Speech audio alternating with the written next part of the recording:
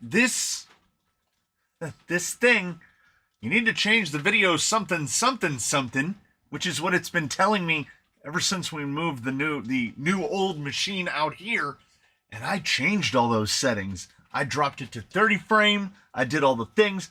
Frames missed, 0. Frames skipped, 0. Total network drop frames, 0. I don't understand what it's complaining about.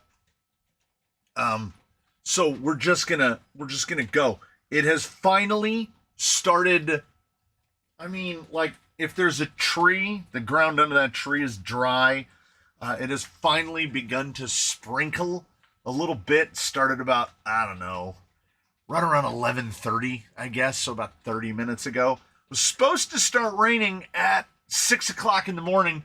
We were forecast for like 24. No, it was 48 straight hours with chance of precipitation. But, you know, we've been getting flood watch all day, and now it is light rain for the next hour and then no rain for like 4 hours. So because of where we're located, it just kind of goes around us like that because we're right up against, so big old mountain right here, and we're right here, and it kind of just goes like that around us. When rain comes from the east or the north, we get like washed away. When rain comes from the west or the south, it gets a little bit on us. Like, let's see, how low can we see live radar? So we're the black dot there.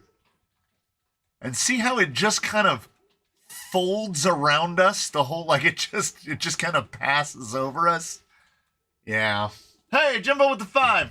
I was paying attention to something else. So, yes, we're doing that thing.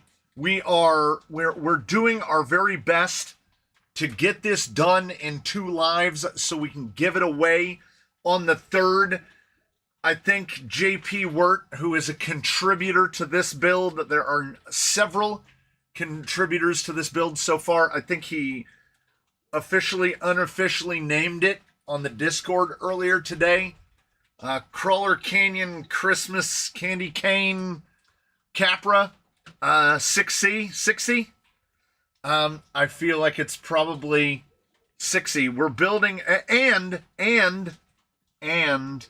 JP Wirt kind of facilitated this because he's the guy that made these little guys, which go under this guy, and then the skid looks like this.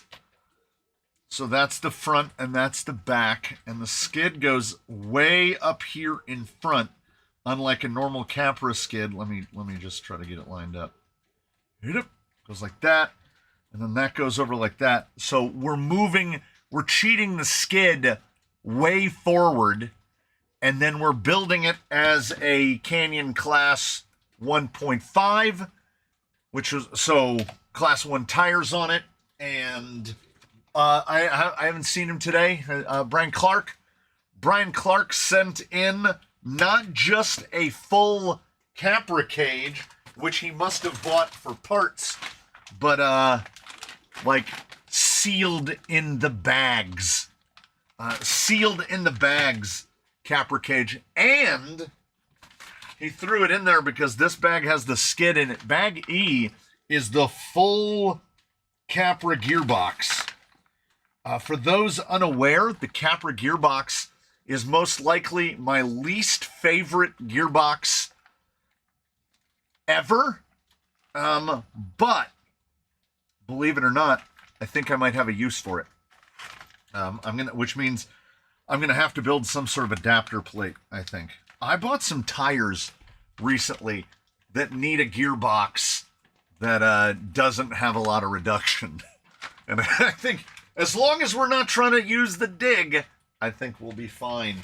DRZ RC sent in those super fat ruptures that got tested yesterday.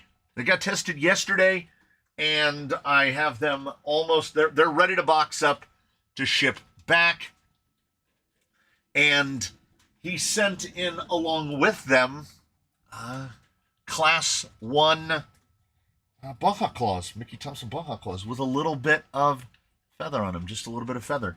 So moving forward, that is going to be our tire. Shocks are unselected because I don't know exactly where the axles are going to fall. Mr. Wirt sent me link lengths. That's going to help us. You know what I've done? Nothing. I've done absolutely nothing. I made a pile of all the parts that I think we might need. We have, of course, we've got the takeoffs from one of the camels.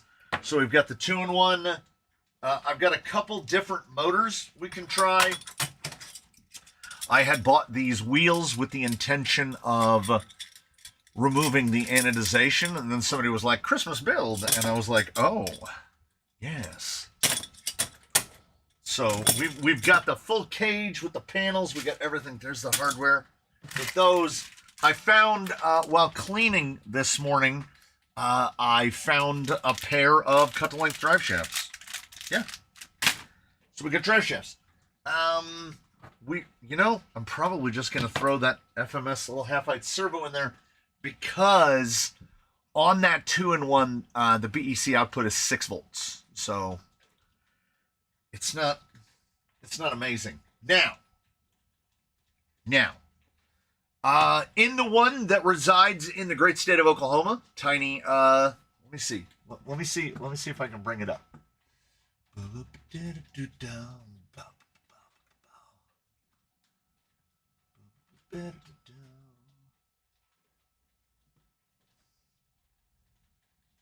So, this is basically what we're doing. This is where he sent me the link to how it was made. So this is kind of what we're doing today. This is a little bit of what we're doing today. There's a look at it. He has got what appears to my eye to be a Nod 2 in there. There it is with that skid all the way forward. Some Class 1 tusks on there. So that is what we're going to do. But while I do have a Nod 2, and I've got the adapter plate for the Nod 2 if we need to raise it, I also still have the fruits of the fight between Tower Hobby / Horizon and Element / Associated. So still sealed in the bag, I've got a Stealth. Now, if you looked at those pictures at all closely, the skid is all the way up here in the front.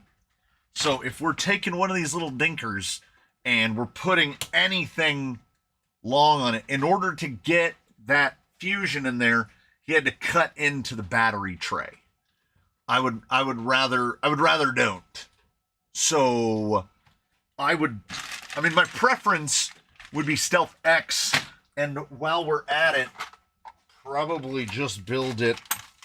I think I have an open one. Probably just build it 18%. I believe these. Nope, that's a 2852. That's a 2852. I've got the fifth. Well, I've got a sealed one. 2555. So we might just go. Oh, I've got another one. Is that 2555 as well? Trying to read through plastic. I can't tell. 28. Oh, another 2852. Good. That means I've accumulated almost enough stuff to build another Stealth, and I've still got clear. I've got white plastics for a Stealth that I haven't built yet. So my goal is Stealth. Just for ease of fitment. My only worry with the Stealth is that it'll be a little too tall and it'll interfere with the interior, but I will chop some off of the motor plate if we have to. Misdirection has a Stealth X up in her and full interior, but she doesn't have a flat skid. She's got an element skid, so it has a little bit of a drop. I just don't know if that 5 or so millimeters is going to be le différence, but we're going to find out. Absolutely nothing built. So, like, why wouldn't we? And of course, underneath, did somebody say wizard axles, by the way? Calm down. I'm giving it away. I'm not giving away $350 worth of axles with it as well. I am giving away $100 worth of axles with it. So this is a 4-way collab here. Mr. Clark providing the cage, Mr. Wirt providing the means to shorten the wheelbase, DRZRC providing the tires, and me providing everything else. Why not? Why not? You know why? Because I can't keep them all. As much as I would like to, I cannot keep them all. So we're probably going to have to give another one away at some point too. And if you saw last Sunday, Colonel Diablo is not in the works yet, but it's probably going to be. I want to throw money into this hobby and get and customize a few rigs, but I am nervous about buying headaches. Yeah, then just don't. Like, buying used is fine, but as other people have pointed out, first decide. What do you want? You sit down and you say, what do you want? Do you want a buggy? Do you want a scale truck? Do you want what do you want? What do you want it? What do you want it to do? What is this build gonna fill the void of? And then you just start from there. And don't be daunted by the idea of just putting it together yourself. Because these things, in the grand scheme, are not that complicated. They're really not. Particularly if you just tell yourself that from the start, you're going to start with servo and axle or behind the axle, and then you're just 4-link front, 4-link rear, or you're going to build some leaf springer. You can build anything you want. Don't be confined by off the shelf. Like, this is like no two parts alike. We're going to have Mias, we're going to have Axial, we're going to have Element, we're going to have all, and we're going to have FMS. We're going to cram it all together. And you know what? It's going to work. It's going to work out just fine. That's what we tell ourselves. Because how bad could it be?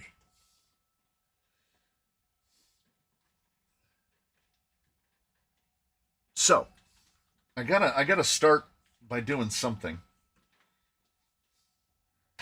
Might as well, we'll pick a spot.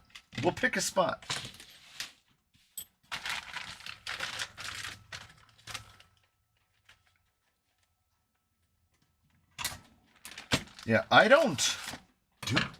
Do I buy used? Not really. But I trade a lot of stuff. And I don't buy used, and I don't sell. But I do trade things fairly regularly.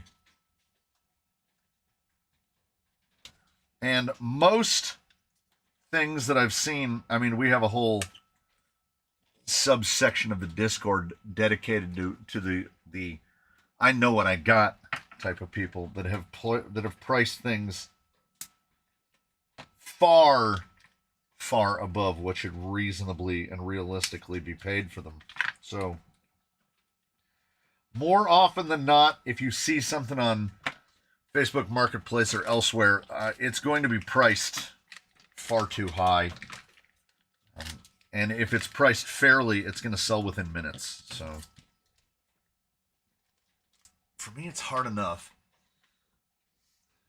Don't have enough parts in the bins to do so. Most people don't have enough different links at home. Yeah.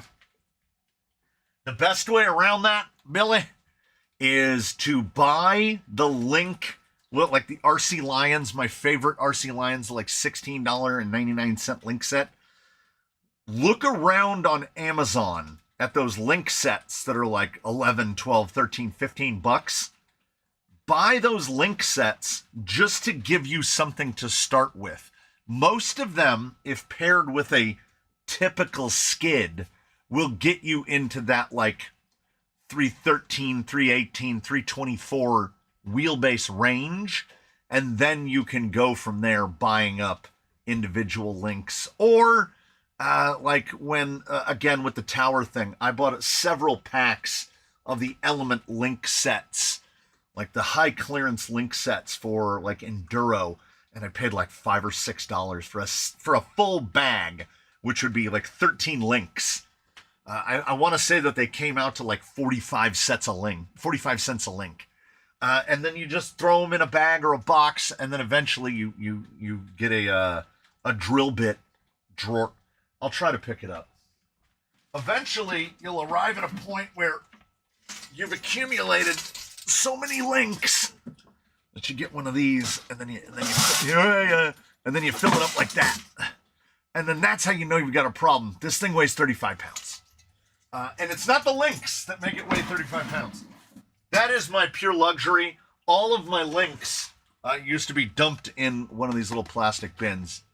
It was a nightmare. So now, when we have to build 8 links today, it's going to be, it's more of a track meet and less of a marathon. It'll be a little shorter and quicker and easier to do. $1,200 for rusty TRX 4 rails, a brush motor that's burned up, and more oil on the outside of my bench shocks. No low ballers. I know what I have. Yeah, that's Facebook Marketplace. Or there's the ones where I just have to assume, I have to actively assume that like the girlfriend, wife, let's call them the significant said, you need to get rid of that stuff. So they list all of their crawlers, go fast, and everything all in one lot. I just saw one together, and he had it listed for $10,000. Now, had he spent over $10,000? Oh, 100%. 100%. There was a lot of money. But I doubt there's some part of me that feels like there are very few people that are cruising Facebook Marketplace going, man, I sure would love a $10,000 RC startup setup where I'm basically buying a small hobby shop. It would be like if I took everything in this building and just went, for sale is a lot. Well, no negotiations. This is what it sells for. No, that's the action of somebody who doesn't want to sell it. Had those links fallen out, I would have felt it all. Yeah. Basically, the little case came with rubber feet, and I only put the rubber feet on the front, so it leans like that, because the ball bearings on those drawers move a little too easily, and it has almost fallen open more than once. That is my luxury. That was one of my luxury purchases of the year, because sorting links sucks.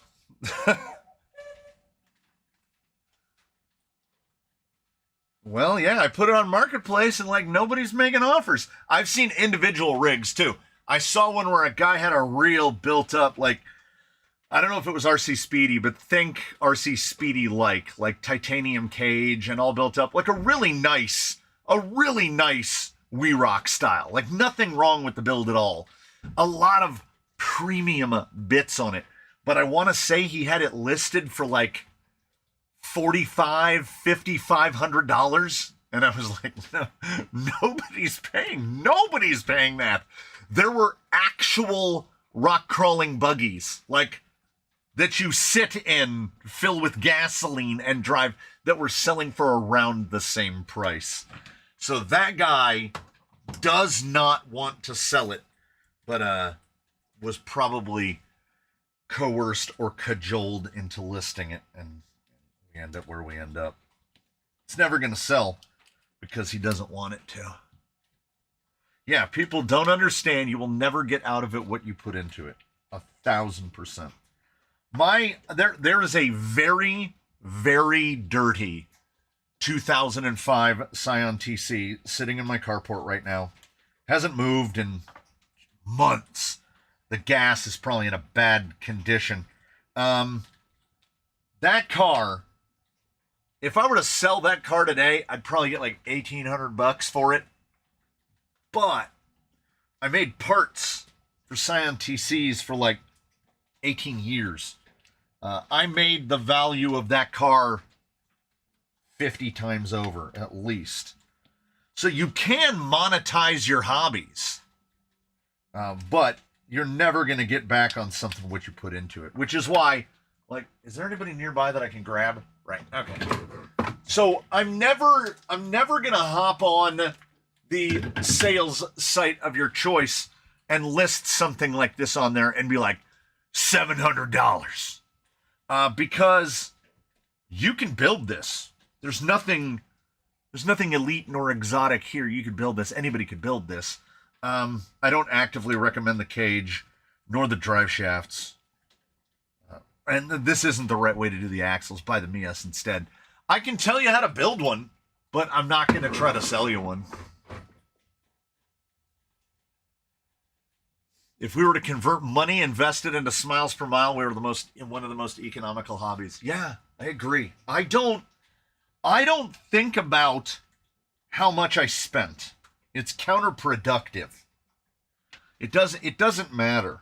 As long as it is affordable, and by affordable, I mean it doesn't get in the way of the rest of your life, right?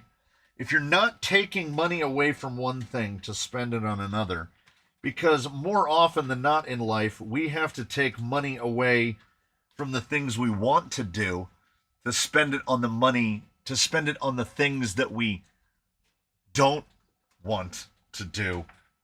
Every time I have to pay an insurance bill or anything to do with the house that I live in, you get they drop your homeowner's insurance premium on you, and you're like, that's awesome. I've lived in this house for 18 years, have never filed a claim, most likely will never file a claim, and by the time the house is paid off, I will have spent, like $150,000 on homeowner's insurance. I sat down one time. I have never filed an at-fault claim for auto insurance. And I've been paying auto insurance for 35 years, right? I've paid out of my own pocket to replace broken windshields and everything else. Never filed a claim and have probably spent, $75,000 on auto insurance. Like, insurance is awesome, is it not? It's the insurance. It's the assurance against something happening that you don't want to happen.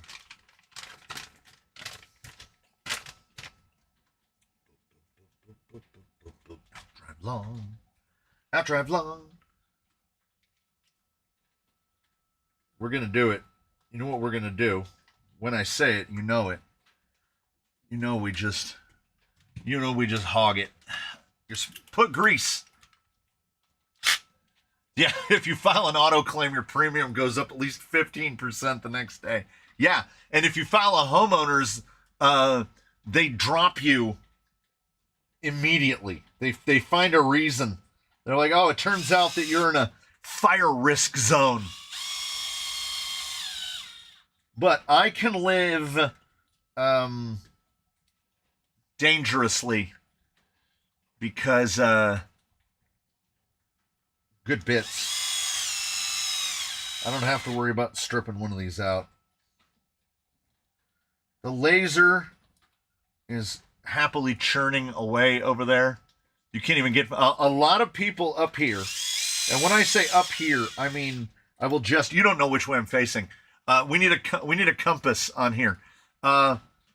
North is like the camera is looking almost due south. So this is north. That's south like that. West, well, like right about like that. East, right about like that. Okay. So if we go this way, if we go northeast, the houses just get more expensive the higher up the side of the hill you get, and the closer you get to the chance of where your house might burn down. So we burn about every other year, fire season, and those people up there living in their houses that they paid way more than the house is worth in order to live in the area that they live. So we're talking 750,000 and up to live up there, 3/4 mil, and they're buying houses at 6%, which means by the time they're done, they're going to pay between 1.4 and 1.5 million dollars for the house that they are in. And as we are made fun of by many countries, it's spit, paper, and toothpicks holding it together, which is basically correct. Those 2x4s go in green as hell. They shoot the texture while the walls are still wet. They just slap them together, what we call them 45K turnkeys. And then they live in a fire zone. So their insurance company is like, no, there's a good chance that'll burn down, so we're just not going to insure you. We're not going to do the thing because we insured a bunch of rich people, and then their houses burned down. So now we have to pay out those houses, so we're not going to insure you. So you have to get this government insurance because in order to hold a mortgage, a death note, isn't that fun? In order to hold your death note, you have to have insurance of some kind. So they have to get this government-backed minimum insurance that, God help them, nothing ever happens to their house. Because you'll be lucky to get anything, you know. It's insurance that you have to hold to satisfy a government. The government is going to provide you with insurance to satisfy a government requirement. And the thing is, outside of about, there's probably like 2,500 homes that are actually at any kind of risk of fire based on their location and placement. They've done it in neighboring towns where they'll drop people from fire insurance because they're in a risk area. And if you were to look at it from an aerial map, if the flames got to those people's houses, everything already burned down. Everything has burned down at that point. So, this bureaucracy. Yeah, top of the mountain. There's a street called, why is my brain not retaining it? There is a street called, I can see it. I've ridden my bike up it like a fool. It is very steep. And the houses up there are basically on the side of the mountain. Whee! Yeah, that seems right. That seems right. Second guess a lot. Because I try not to look. Whoa, got that summertime sadness. All the bearings are sticking. No, they're not getting my white case. If they want a white case, they can buy their own plastics. There's a thing that happens, and I don't know why it happens. I mean, I guess I do. It's human nature, I guess. But, people, did I build this thing backwards? Motor mount facing front.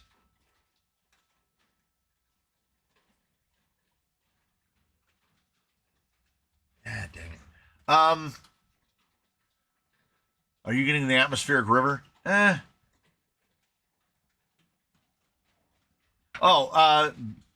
Okay, so build with cement and have at least 10 feet from fence. It is also blocks of cement and have the correct materials that won't burn. Forest management helps as well. This is why when it does burn, it doesn't burn again for a couple of years. Because all the flammable stuff burned. That's why the Palisades burn so bad and so fast. The bits that are nature were basically right up against people's houses. So once those flames started jumping, That place hadn't burned since like the 1930s. So it all went down. We burn, as I said, about every 2 years. So it's rare. We haven't had one get in and take down a bunch of houses in over 20 years. The old fire was like 2001, somewhere around there. 2005? It's about 20 years ago.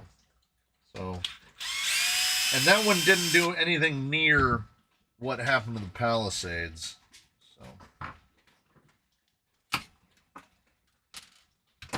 fires weren't as in vogue then. So on the flat side, which is the long side,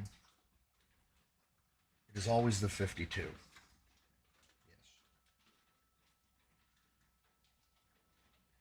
I never remember. I don't know how many of these I've built. And still, every time I build it following the instructions, despite the fact that if you go through the fleet, I don't know if there is a single Stealth X other than the OE style, so the one in Dana the Zool, which is motor plate to the back. I built them all motor plate to the front because I tend to put a lot of offset axles on it. Motor plate to the back if you're centered, but I seem to build offset far more often than not. And then I forget when I build the next one. It's actually, yeah, there's nothing to burn. It's the desert. That's the way we like it. Oh, I can start it. Well, Mr. Milspec, you haven't missed a single thing. I'm assembling this thing twice.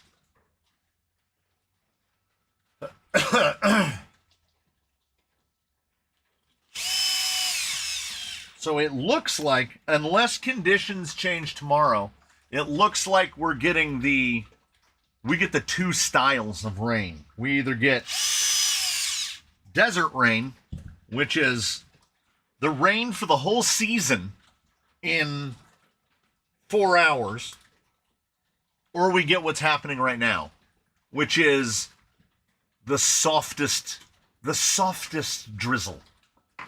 To where the accumulation, I think last I checked, we hadn't even hit 0.1 inches.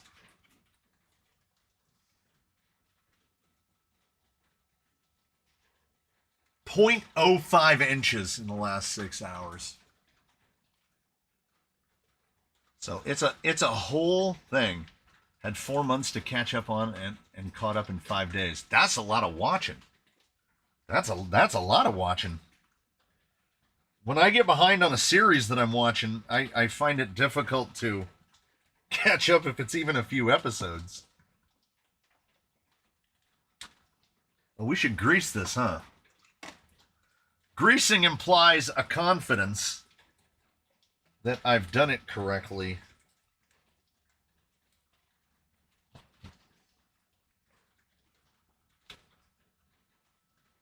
That's why we'll dry fit first. This looks correct. I think he might have gotten it.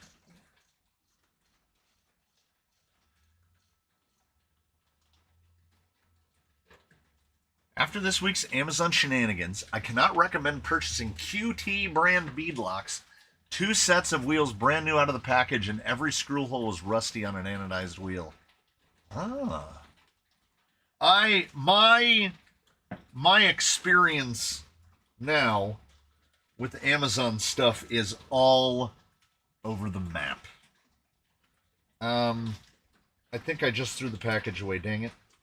It might be accessible in the circular file. And I know, ordinarily, with this much nylon, ordinarily I would recommend non-petroleum-based grease, but it's going to be fine. I don't think anybody's going to have this rig for 40 years and have to worry about the plastic breaking down. we're gonna go a little light. Oh, I got myself. We're gonna go a little light. It'll be absolutely fine.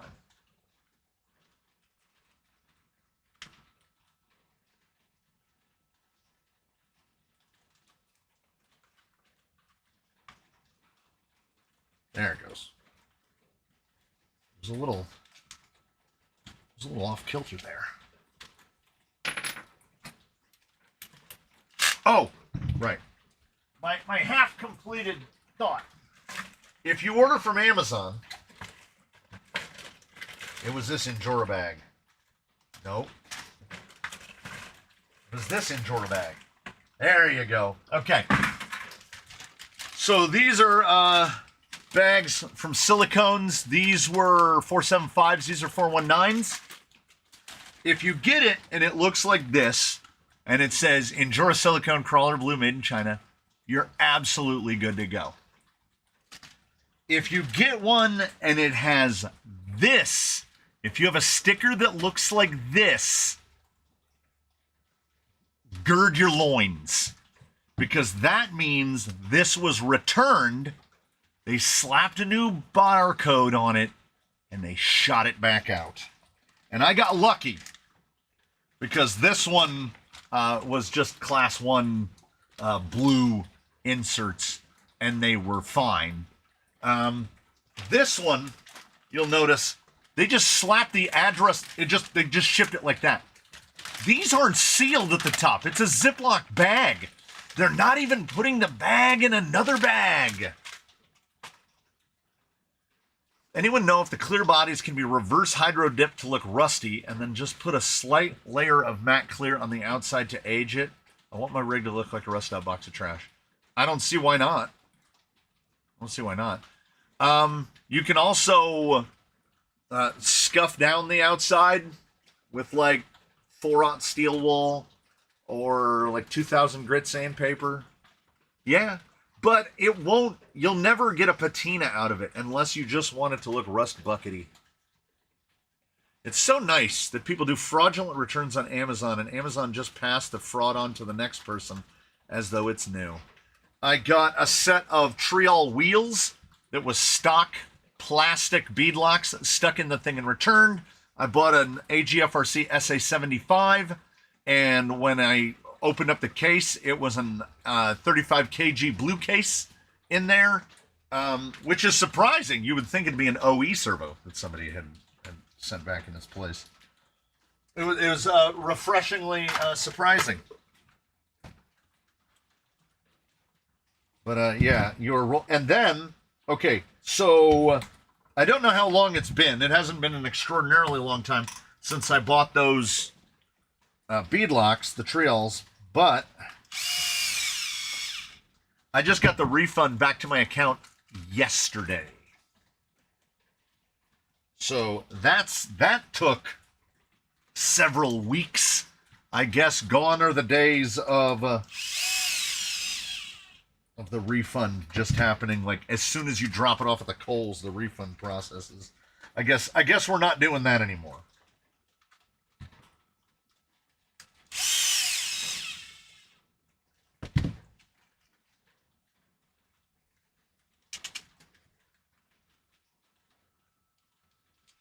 I was looking at gimbals, and I looked at the 1-star reviews, and it was people posting that they received used ones that don't work. Yeah. How about we gather up the people, the reviewers of Amazon, that don't understand how reviews work? If they're, like, I've genuinely read a review that was like, it arrived late and too late for my event, 1 star. Guys... And I speak to the Amazon reviewers specifically. Or the Amazon reviewers about the shocks. These shocks leak. My God. It is proof of nothing else, if of nothing else, that breathing is an autonomous function.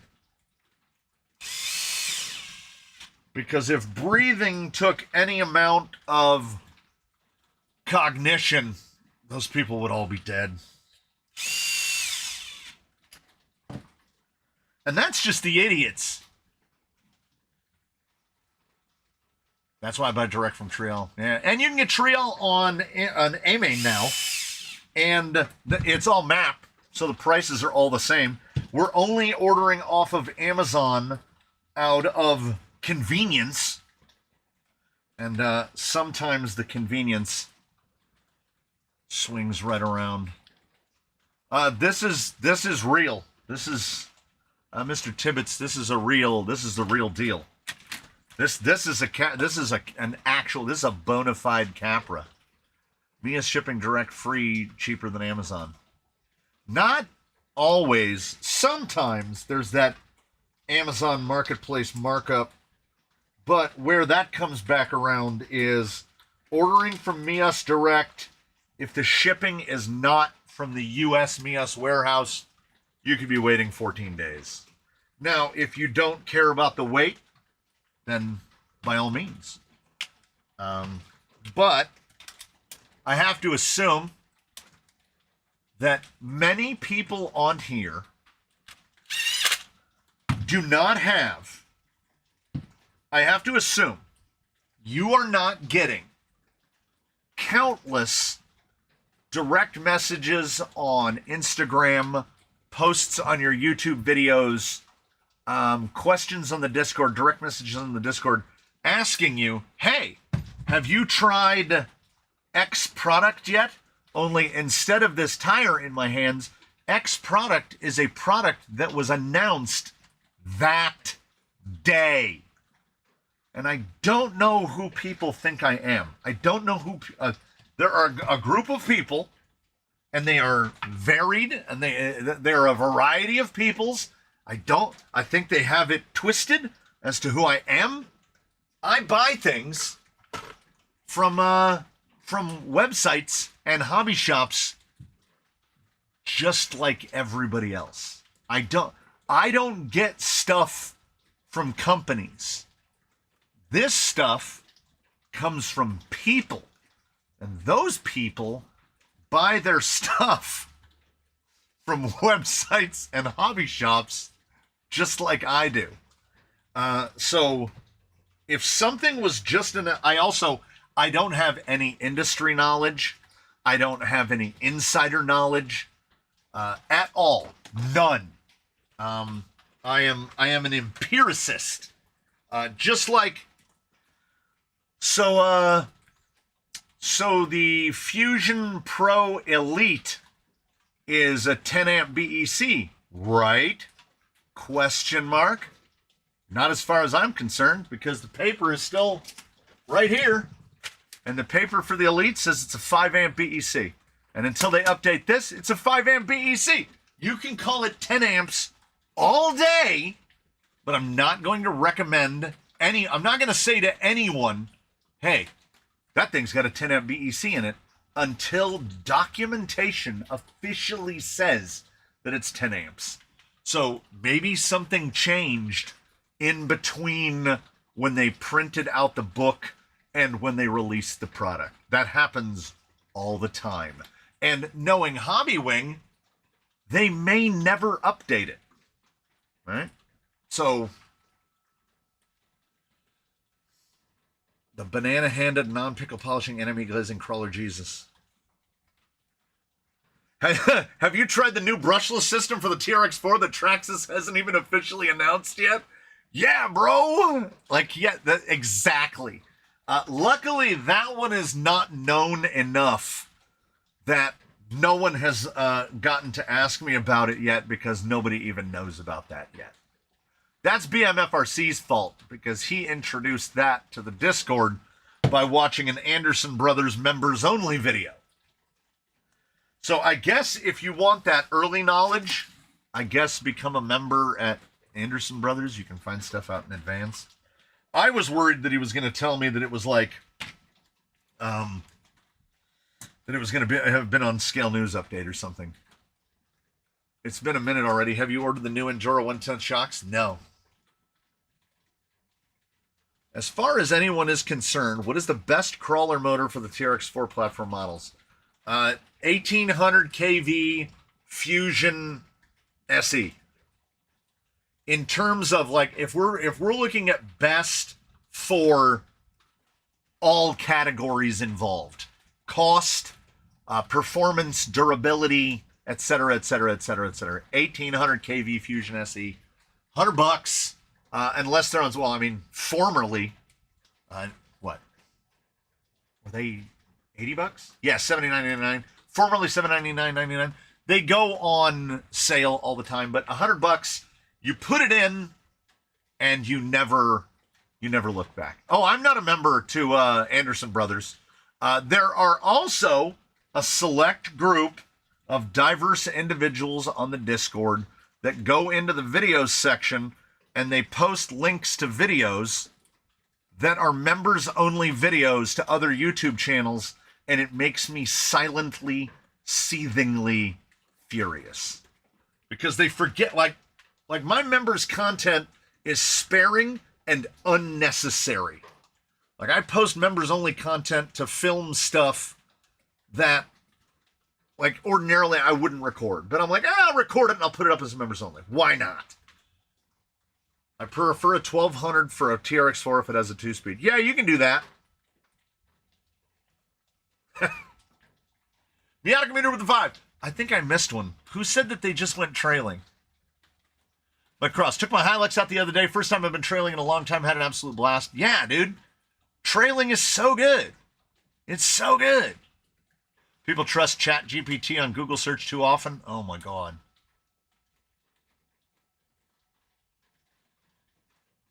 You know, most of the creeks should be running in Big Bear, knowing how the wife likes the water. Should get up there before it gets super cold. Yeah. Yeah. And Forest Falls as well. I see people on crawler forums asking how they can make their crawlers faster. Maybe that's why these brands make them too fast. That's why, like Traxxas, they made the TRX4 almost as a bridge between crawlers and bashers. Like a TRX4 out of the box is just too fast. How is everybody celebrating National Pickle Day? Here we are. Pretty sure BMFRC is posting Crawler Canyon members only videos on other channels' Discords too, as long as he's spreading it around.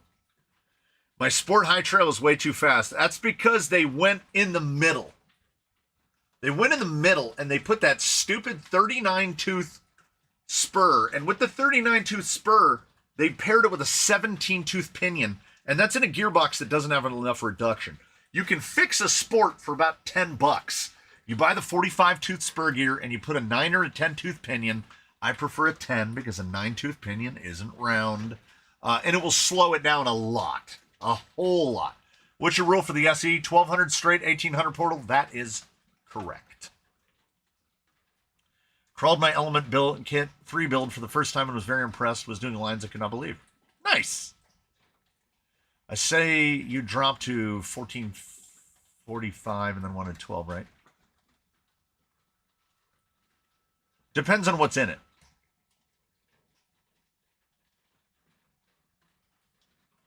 It depends on what's in it. With the stock motor, if you're on a Titan, yeah, you're probably going to want like 12, 13, 14 with the 45. Because a Titan is kind of slow, but it's not very slow when it's geared 1739. That's like what? That's under 2.5 to 1. My 2-speed Sport with a 324 wheelbase and a 2000 Hobbywing Maxcom is great. Yeah, it should be pretty fast. Went to San Gabriel, Mount Baldy a couple of weeks ago. That canyon has turned to trash really bad. Oh, I haven't been up Baldy Road in many a moon. Front uppers, 100 millimeters eye to eye. We're going to be smart. We're going to be smart. SMRT. We're going to be smart.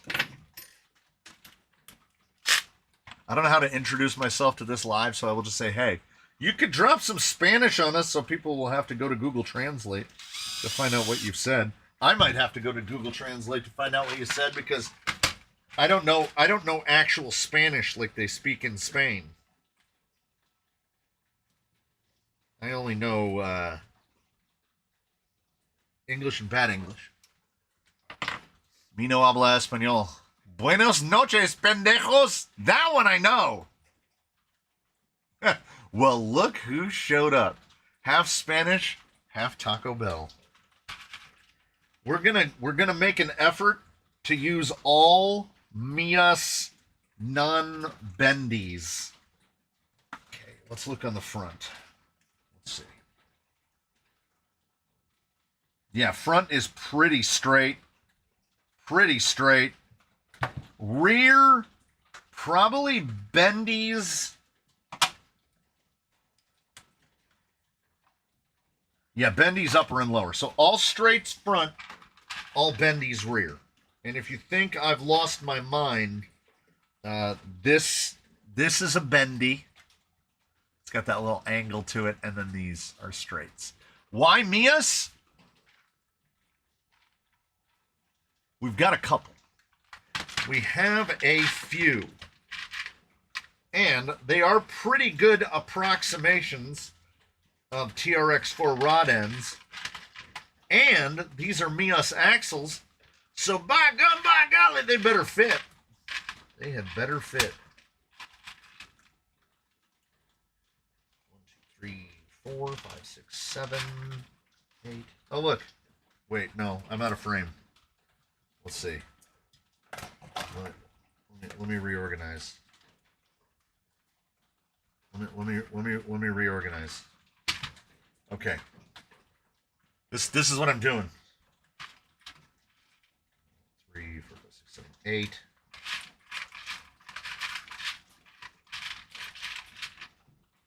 That's a bendy. We're gonna need 8 of those as well. 5. And the reason to stick to one or the other, like I don't like to mix them on links, is this. The bendy one is slightly longer than the straight one. What'd you call it? 3 millimeters? 2.5 millimeters? Is that 8? No, that's 7. There's 8. And we'll dig down to the bottom. We'll get a handful of balls. Dig to the bottom to find the balls. We'll slap them together. Did you use the Mias LCG trans in anything? No. It's still sitting over there, and I had intended to put it in something, and then didn't.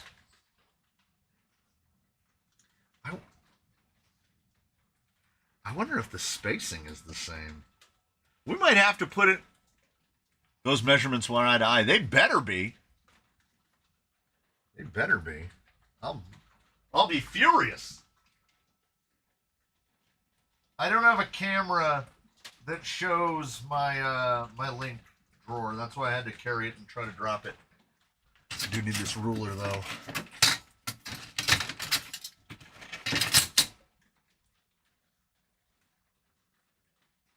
65 straight. Good thing too. I got a crap load of them.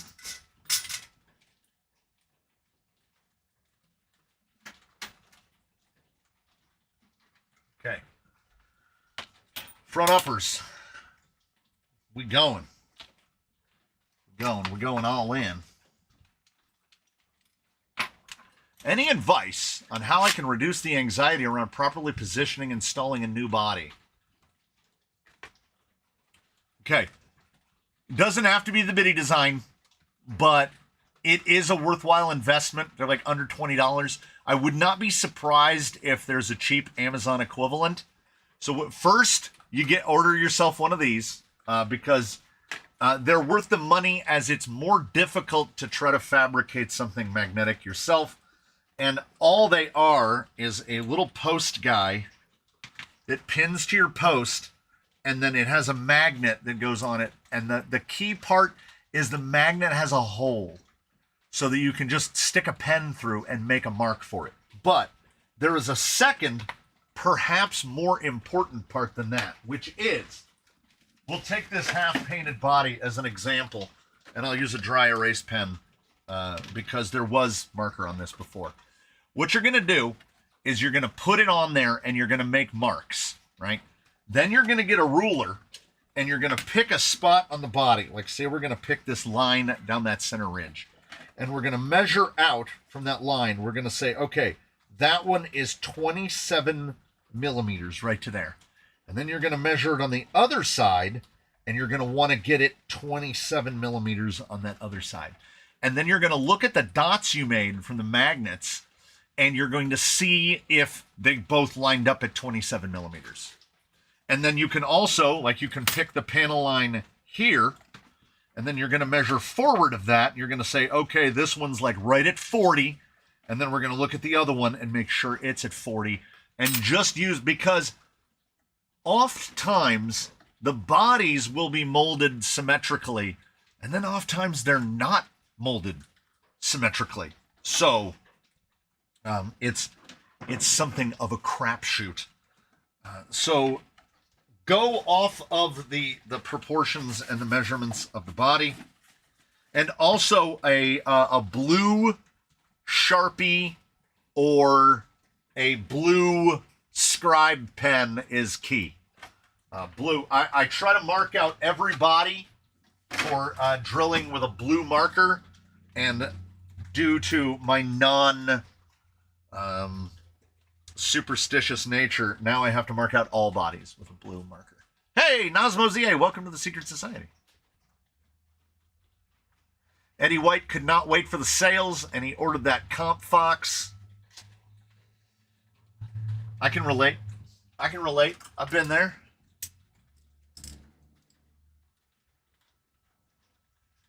Got myself an FMS Defender, hated the shiny yellow, Lexian yellow, and did my first attempt at weathering. Nice.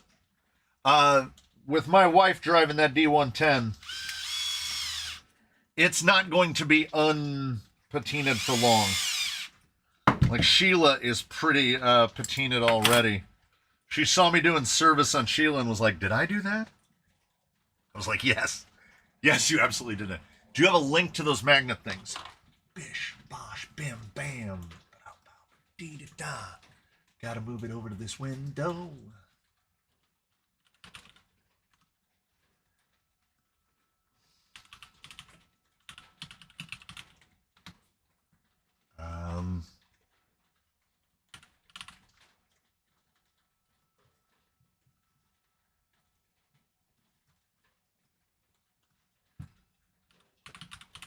You just hear some keystrokes here. I mean, this isn't going to help him, I don't think. Why did I go through all this work? He's in a foreign land. Well, this will. Well, okay. We'll do it for everyone. We're doing it for everyone. Pissed. Who makes shorty links? Mias goes down to like 45. I want to send you a box of my spare bits and nonsense. Have you built me something out of it? Anything you don't use is a donation to the Canyon Parts Bin Thoughts. Do it. Send it up. Bonita Creek just got new wires on his braces today. Wow. Wires on it. I had braces once. It was the 1980s.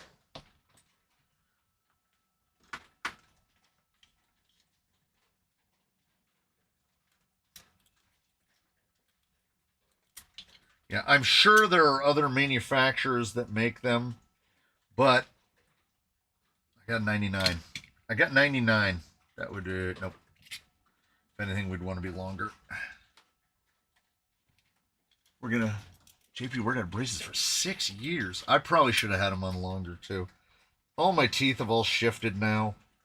Now I look like a guy that was born with bad teeth, but, like, not bad enough to need braces. And I'm down. My jaw's too small. My hands are too big, my feet are too big, and my jaw's too small. So when they fitted me with braces, they pulled a bunch of my teeth out. So I think I have 15 teeth on the top and 13 teeth on the bottom. Yeah, I know. Generally, you have even numbers. All right. During the Thanksgiving holiday, I'll pound my nonsense into a box and set a hey, like get yourself a flat rate, whatever you can fit. Shoot it out.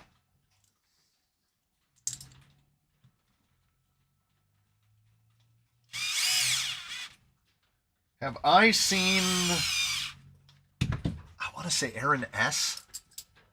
Aaron S. Wright Schmidt, right? The guy who made the guy who did who got the AI to make the pickle polishing logo. Is that right? Am I thinking right? I don't know if I've seen him today.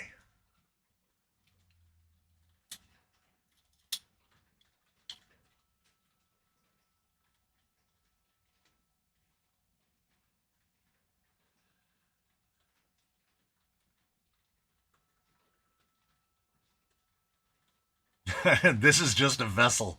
A body is just a temple we need to try and take care of. It's not everything. Yeah, I know. Yeah. And every morning I wake up and I feel worse than I did the day before. So in honor of National Pickle Day, I think I'm getting a lot closer on the settings. Look how good that came out.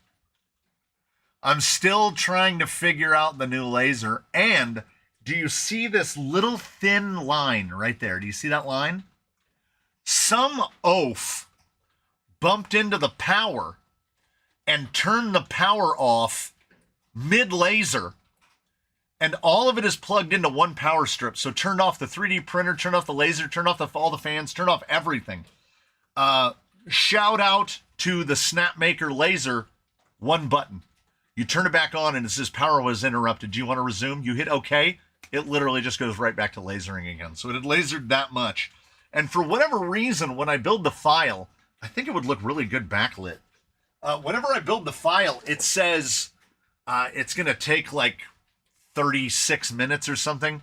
It takes about 2 hours to actually do one of these.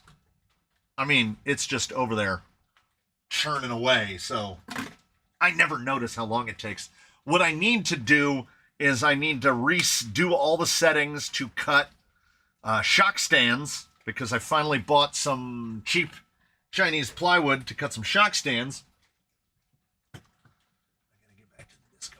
And front lower 105. And then, oh yeah, the oaf is definitely in the room with us. I was like, oh, I'll do some cleaning up. I got some cleaning up to do. And I slid in a box and all the lights went off. And I was like, you absolute equal parts menace, equal parts moron. What do you know? It's a 70. Does he have 70 straights? No, he's got a lot of 70 straights. This is working out!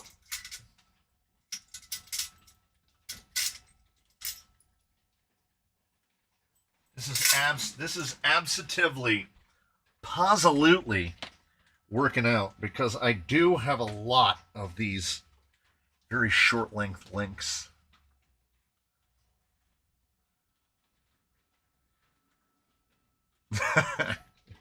Well, you've got the east, the raccoons got the East Coast covered. I'm over here making sure that the West Coast has a moron menace. Yeah, Link Olympics is not the event that it was before, after I spent like $50 on that drill bit organizer. Because now I just, and I double-sided taped a tape measure to the top. 107, we're still a little long. Mias nylon straights are the axles of choice.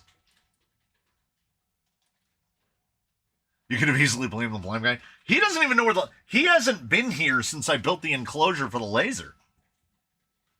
Would that be an Idion or a Moriat? Oh,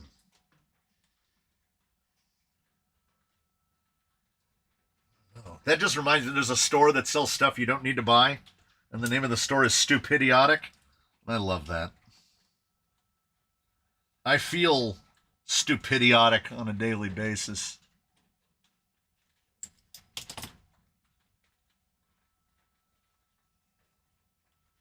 Should he use some AR-60s, you know, for the class 1 tired 297 millimeter wheelbase.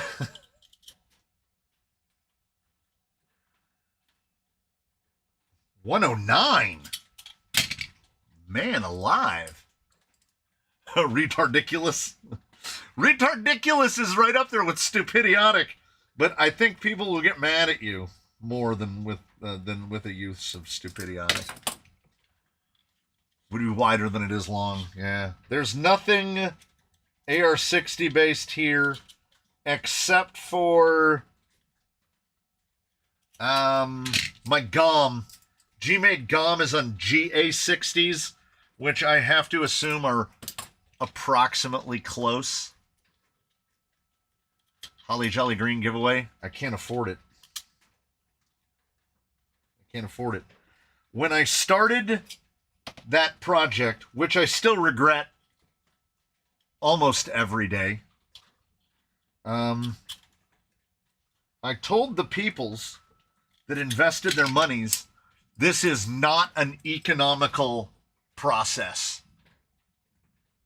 And you're never going to save money building a Jolly Green, because you have to accumulate the parts a la carte effectively. And if you buy a TRX-6, all you're going to use from it basically are the axles. So you're going to end up paying $650 for axles, so I recommend against that. Even going through Jenny's, then you have to buy 6 shocks. So you have to get lucky on the one hand. And then if you're going to put any underdrive, overdrive in it, you got to do that. And basically what it comes down to is you end up with parts you don't want or need. That's just the nature of it. And for me to put one together would probably be, I don't know, $800. Jolly Green set you back about $800.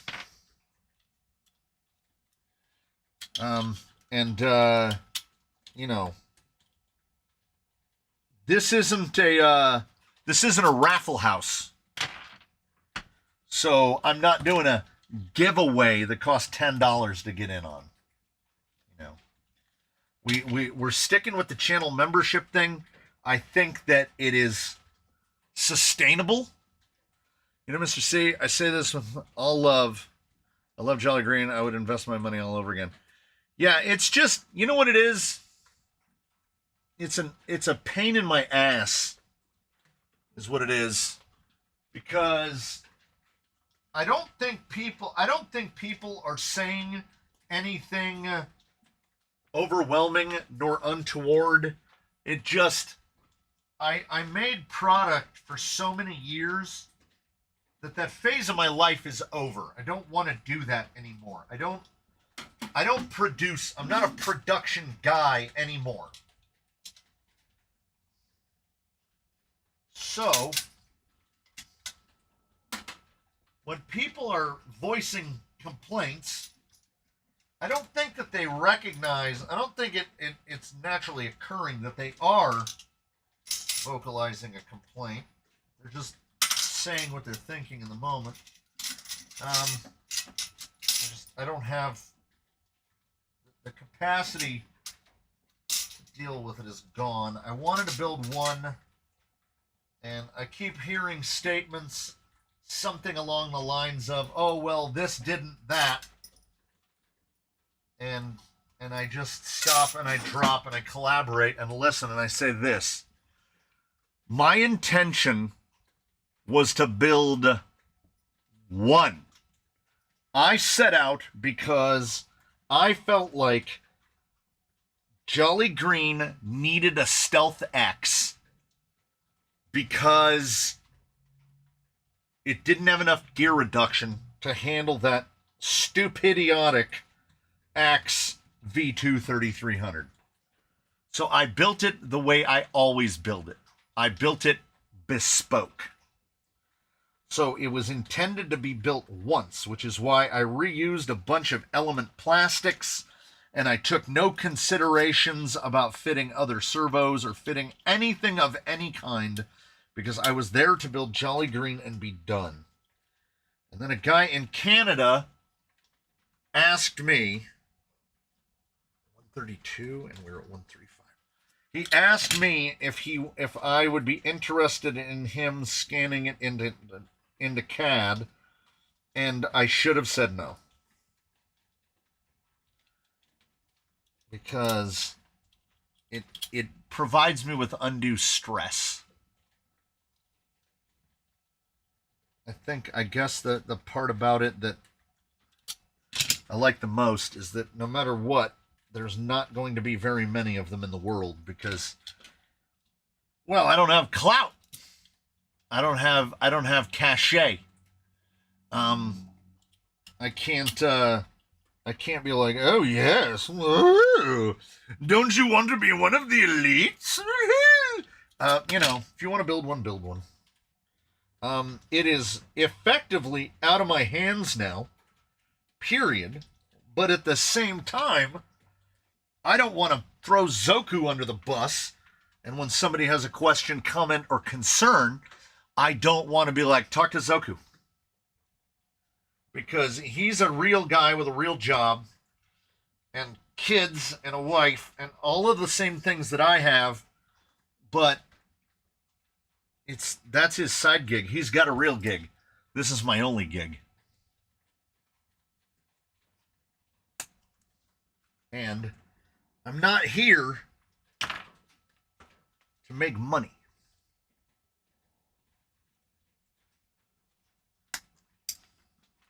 Yeah, so the idea of giving away a 6x, y'all start lining up and fund it, and I'll give it away. But remember when I said about 45 seconds ago that my goal here is not to make money?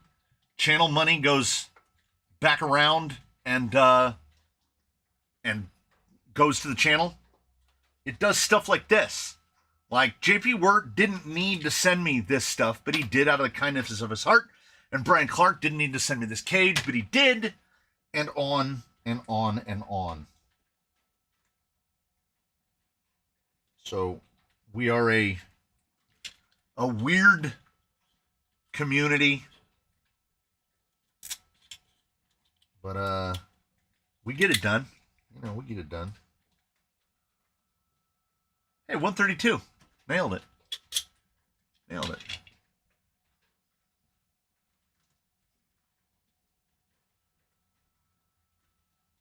Negative equity, yeah. Times are hard out there. Times are hard out there indeed. One of these is correct, and one of these is incorrect.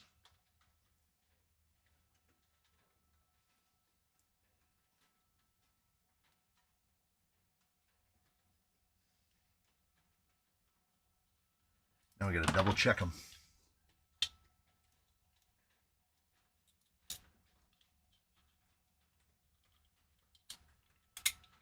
So we're going off of his numbers, which is, he built his on AR-45s. We're going to find out in about minutes. In a number of minutes, we're going to find out how close the hole spacing on Mias straights are to the hole spacing on AR-45 straights. Rear uppers, 124.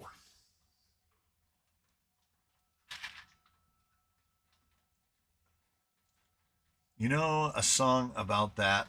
One of these things is not like the other. One of these things is not quite the same. We should be able to get to a slider. I think we can get to a slider.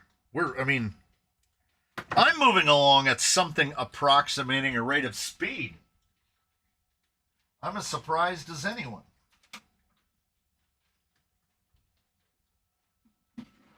124 is about 85. Ooh, 85 is Thinsville.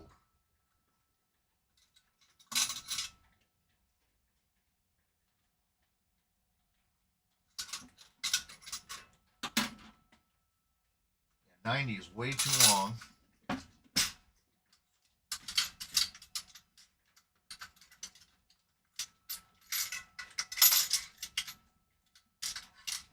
Just jingling and tingling away over here.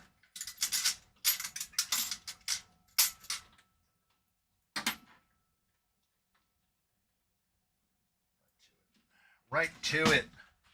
Get involved. Get into it.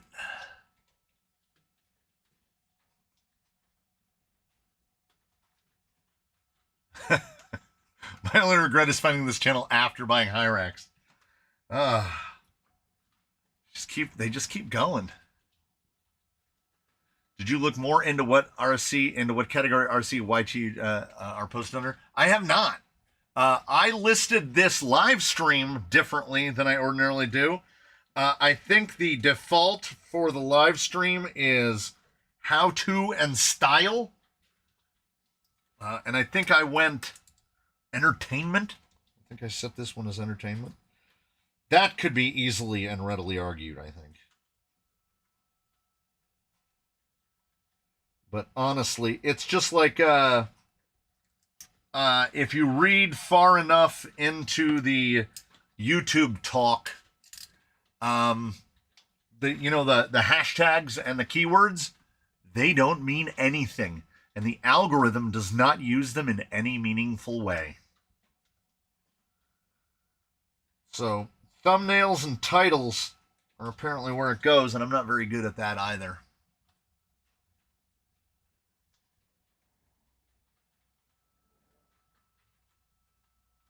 Are those Mickey Thompson Baja clauses at the end of the bench? Yes, they are. Not just that, they are Class 1. X2SS Baja clause. And they are what I hope will leave this building on this vehicle.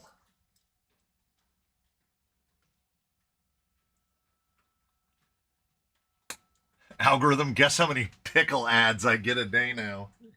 I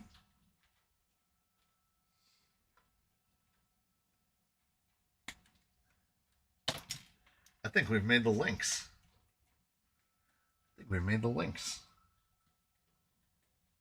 I'm starting to use the whiteboard for a productive purpose. I am writing down the things as I think of them that I need. Like, I got to order more links. I bought $200 worth of links last pay period. This pay period, I'm going to have to buy about another $200 worth of links. But now, like last time when I was buying them, I bought a bunch of the wrong links. Did you enjoy the printed pickles I sent in? Where's my pointer? One is right there. And the other is right there.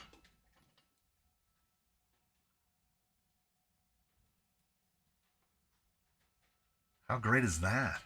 I mean, come on. Solid. And they're curved, so they kind of just... And this one is... He's even got a little tongue. A little Zom pickle. What a guy.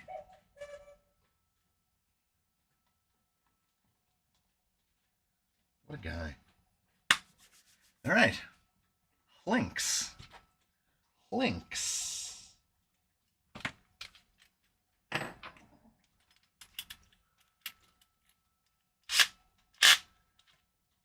I get the phone? Which Funko was it? I'm sure that I did.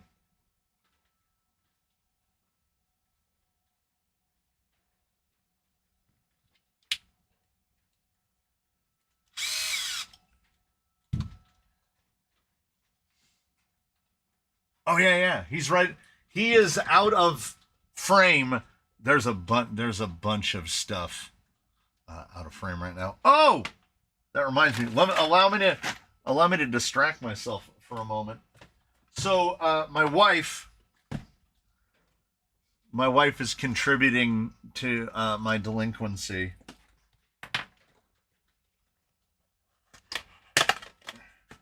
That had 3 pieces of tape on it.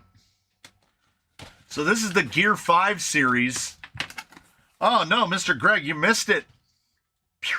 Unless these axles have their link positions in crazy different locations than AR-45 straights, Link Olympics is done. And if this sets the wheelbase correctly, worst case scenario, we'll need to make 4 more links. Hey! Look at that. Charles hit Bonita Creek. Bonita Creek back in the green.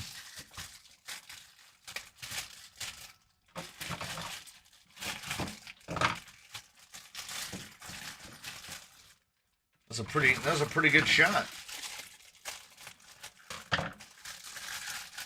So this is maybe my first useful Luffy. If I can figure out how to put it together. Does it have a Oh, I see. I see. I think I see.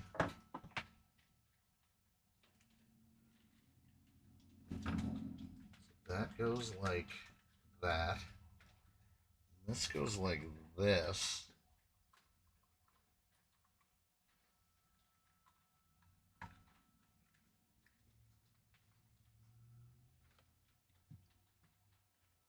And his mouth is a magnet, so I can keep screws and whatnot in there. It's pretty great. It's pretty great.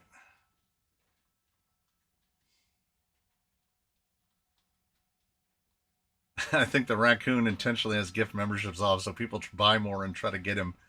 I've suspected that about Mr. Scrivener as well. Mr. Ed from a far off land. Who am I to argue? Like, you know.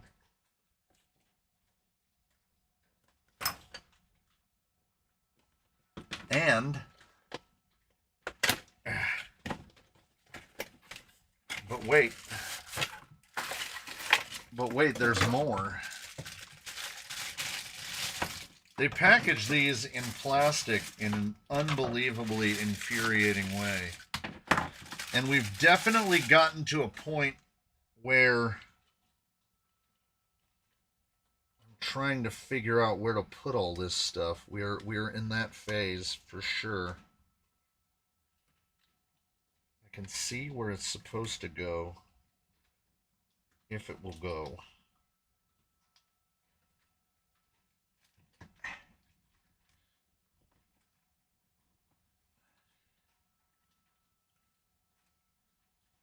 Will it hold my razor knife? Oh. No, we'll go right here. So more Gear 5 nonsense. And he's got the swirly arm because he's a pen holder. How good is that? I saved these. I saved these for a whole week. It wasn't hard. I forget things on an hourly basis. So, yeah, 0 drop frames. Crazy.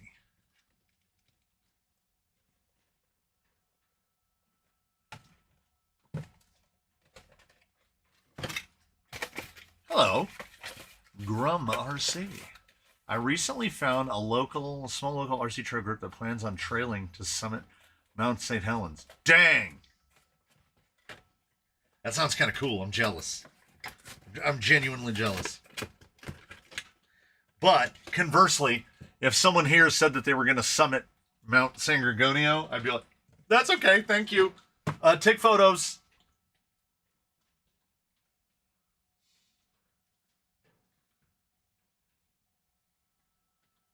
Oh, what was I doing? I got overwhelmingly distracted. We're just the bench is encroaching out.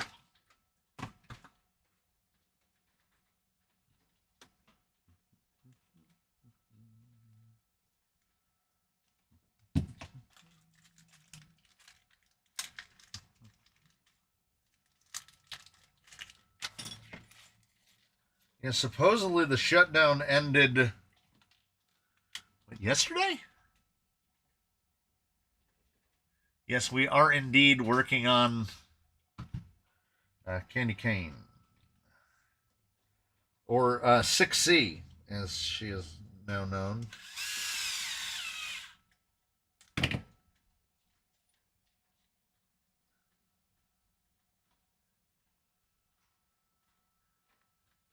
You think the bench can handle one more? Well, here's the thing. There is already stuff out of frame, and the wife got me the other one, so you recognize that. So now I got this one, but I don't know where I'm going to put it. Yeah, and we're not making the penny anymore. It ever so with our thim. No, I'm bloody stuffed. We will often use, after eating too much at a restaurant, I or the wife, it's a challenge as to who will say it first. It will be, somebody bring me a bucket. And the other one, it is then their task to say, whatever for, sir? And then the first person gets to say, so I can throw up in it. Because, you know, it's Mr. Creosote. Somebody bring me a bucket. Would you like an after-dinner mint, sir? It's ever so wafer thin. Yeah, but Abe is still on what? The 5? Is he on the 5? Who's on the 5? He's on the 5, right? You never did answer about the motor trade if you wanted to. I thought you were already sending it, man. If Mr. Hurley sends in, that was really hot. That was really hot. That's the scald mark from where the end of that came through and friggin' burned me. If Mr. Hurley sends in a Fusion SE 1800, 1200, I will remove the 1800 from my camel trophy, send him the 1800 in exchange for the 1200, because that thing needs a 1200. That 1800 is way too much spice. That tall drink of water should be on the $13 bill. I love the tales from the internet about the places that won't accept a $2 bill because they don't think it's real money. And I had a similar experience at a gas station where a guy wouldn't take an old greenback 100 because it wouldn't work under the machine. Like it didn't have, it doesn't have the filaments, it doesn't have the stripe, it doesn't have all that stuff. So he thought it was fake. So I literally said to him, "Is there anyone working here that's older than you?"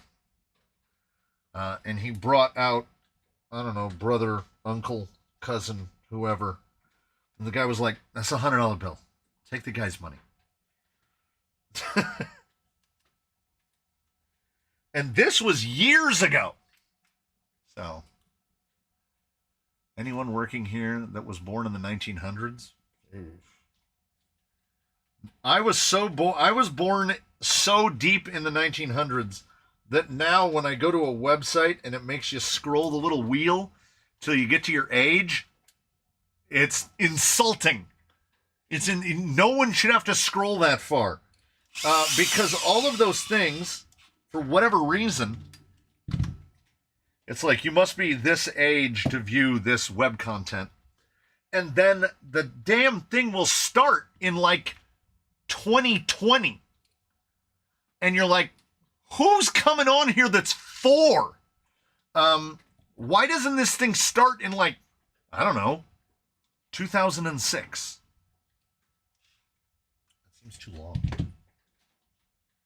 Is it the only one? It is. No, that is right.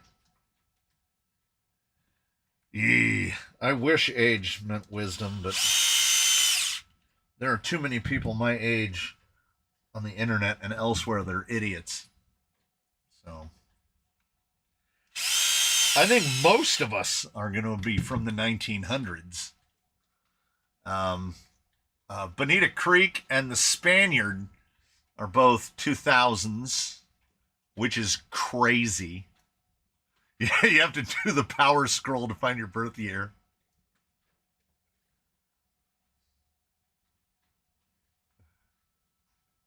Oh, you're welcome for the stickers.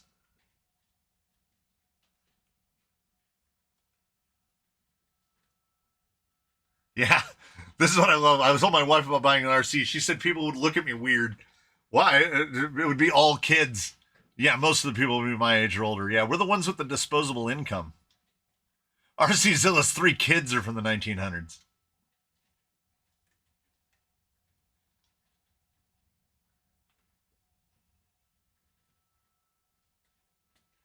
No one answered me. Does anyone think the Ascent hinge body mount will work on a Warlord cab? I don't see why not. It depends on what you're put. Like, do you mean on an Ascent? Because that you'd have to line the two up side by side to see where the fender arches line up.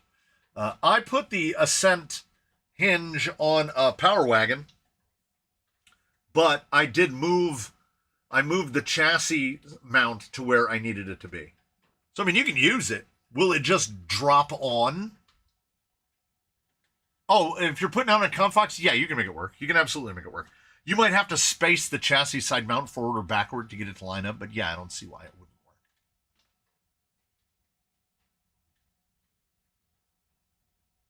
I spin those age wheels like a slot machine and try to get it to stop on my age with as few scrolls as possible.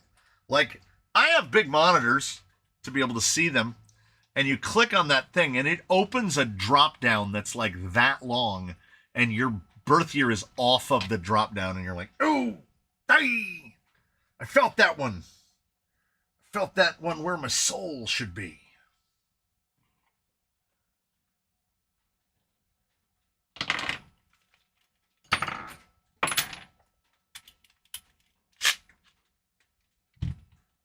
Okay. Write it out phonetically as best as you can.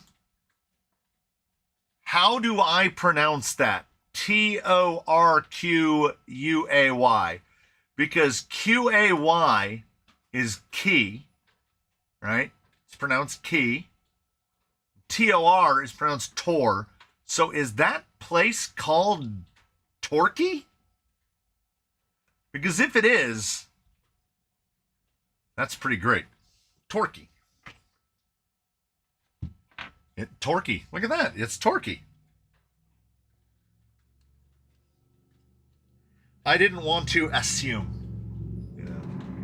Torquay. No, it's got to be Torquay because Quay, Quay, is a key.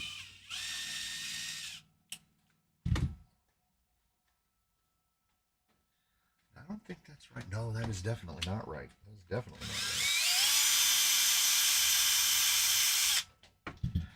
Oh, maybe. No, I've got longs. I've got longs. I've got longs.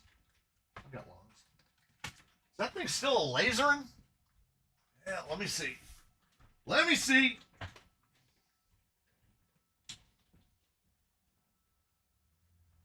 Ten minutes. 10 minutes on the laserium.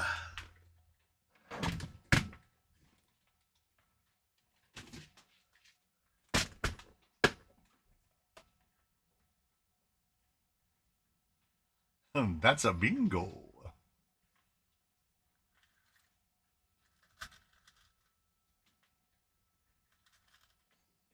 Let's see.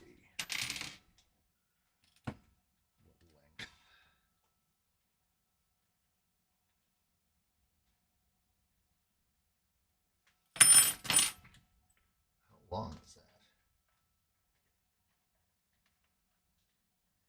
that? 30s ought to do. 30s ought to do.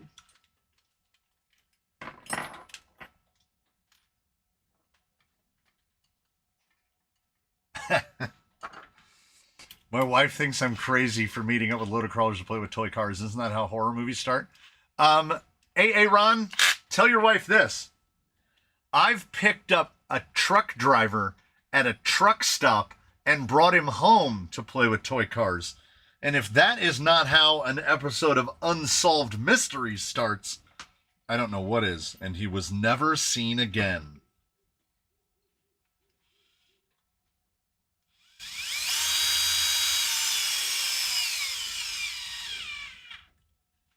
So, you know, you can just add, I too like to live dangerously. What raises shipping cost more, the size of the box or the weight? It is the size of the box by a lot. Any dimension on a box over 24 inches is going to be an absolute problem. So the government shutdown has distinctly slowed down the speed of... Who's going? Candace. Candace on her way to Belgium sat here for like 3 days. Didn't move. And is now on the way via UPS, which is wild. The fact that UPS, not just UPS, UPS Expedited. The fact that UPS Expedited was the cheapest method. Oh, that needs to be much longer.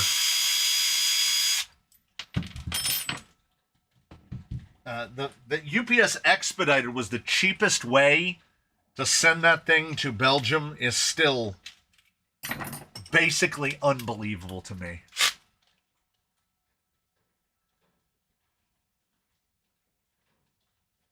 Torbay is a natural C-shaped bay which is made up of Brixham, Painton, and Torquay. Those all sound made up. Paid $80 to ship my old Atlas to the other side of the U.S. Yeah, it was cheaper than that because your Atlas is long. I made a box. Erwin will be able to relate this when it arrives. I made a box that fits Candace like a coffin. It fits as tight as I could conceivably get it. I couldn't have packed it any tighter.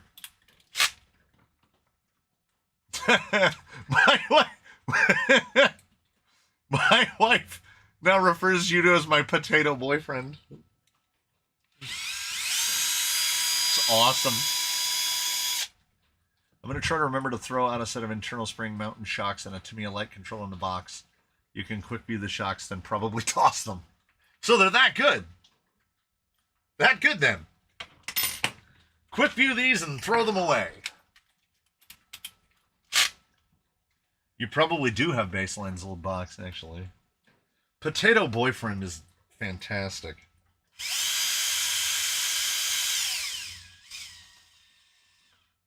I should have known these set screws were on here for a reason. You need like a M3x40 flathead, which I'm not sure even I have. But actually, it almost sounds like a little bit of rain outside. Which I've got my fan, the overhead fan is on because it's 72 in here. And the air stalls out in this corner. This is third base, the hot corner. Nope, 12 too long. We need a 10. Doing all right for the first time. Tell her we ain't mashing. Let's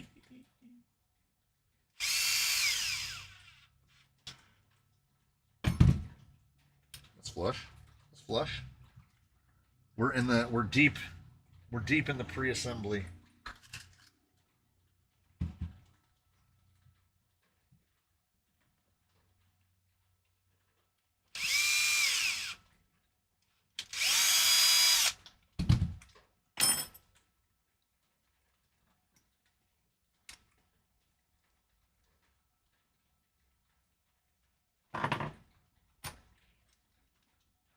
Whenever you get into a cage, if you build something with a cage, you're basically just starting off asking for trouble. Things are going to fight you every step of the way. You might as well give it a shot. We should have plenty of aft clearance on this bad boy. Did I put a link on backwards? Yeah, I did! son of a glop.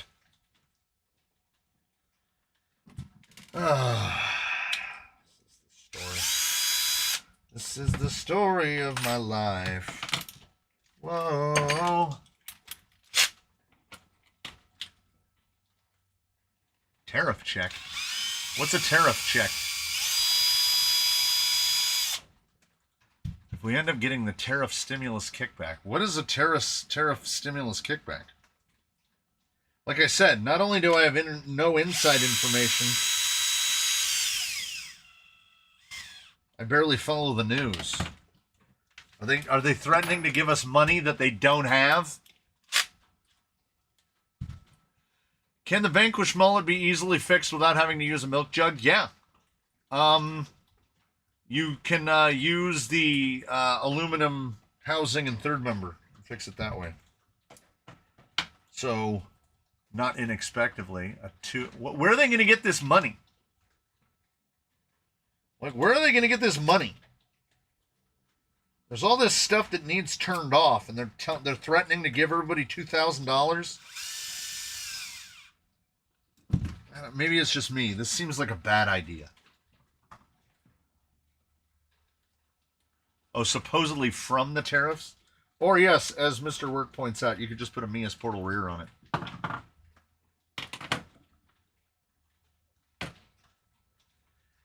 The links are now facing the same direction. We have corrected it. Check my math. Are those increases correct? From this to this, from this to this. Is that a 13.9% increase and a 6.5%? Well, the easiest way to check it is you take 68.7 and you multiply it by 0.065. 4.46, which is, so that'd be actually be like 60. Well, okay. I'm making him do math for me. Okay, so 64.5 times 1.065. 68.69, close enough. 64 times 1.39 is 88.96. Yes, you're correct. So my percentages are correct. You're correct. All right, sweet. Easy stuff. They're all saying hello to you. Hello. Smaller than I thought it would be. This one. Yeah. The box was huge. Yeah. Well, I think they do like a. And this is that guy? No, you haven't opened him yet. No, I haven't opened them yet. There's really no room. All right, back to work. Back to work. Boo. I'm writing my review.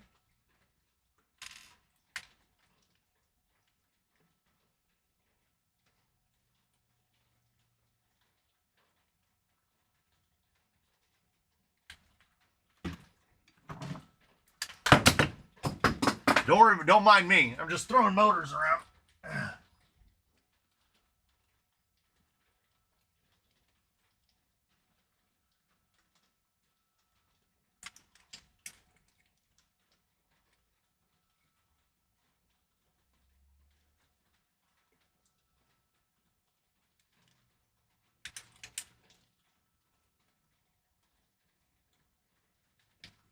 I need to bolt this gearbox in to find out what motor is actually going to fit.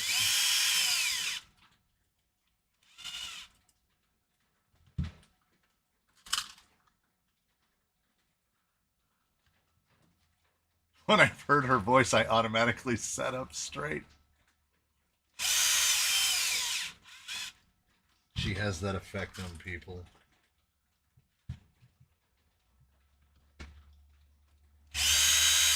She would come out and join the live stream, but she's at work right now.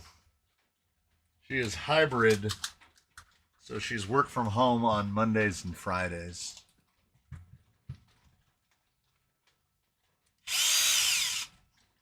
I am goof around all days.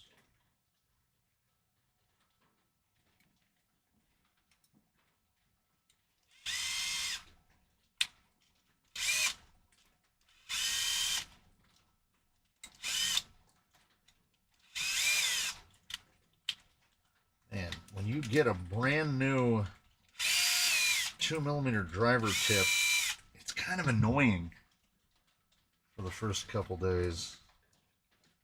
Oh, she would never build one. That is, I have said in the past that she has absolutely no interest in seeing or finding out how the sausage is made. It's not her thing at all. Whenever I start talking about any technical aspect of the operation, her eyes just glaze over.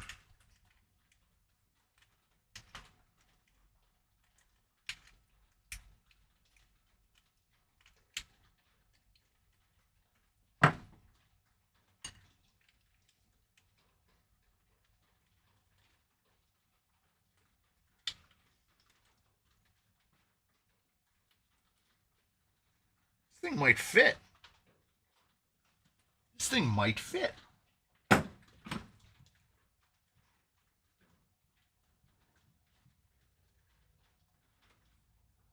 married over 20 years now. My wife and I share very little in common in the way of hobbies we're willing to. Now, I mean, she likes driving them. She just has no interest in understanding how or why they work, or in repairing them or maintaining them, or anything really involved in their operation other than driving them. Which, I mean, I think if any of us were presented with the ability of having an RC concierge that would do all of our scheduled maintenance and repairs, I think a lot of us would be like, oh, this sounds pretty good. And then I found out that I am her RC concierge, because I take care of all of the aspects of maintaining her vehicle.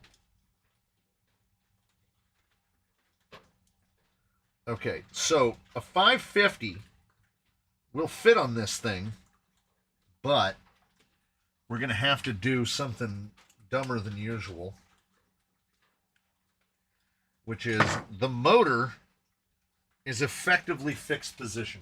This thing would be probably leaving with an outrunner setup in it, or as a roller,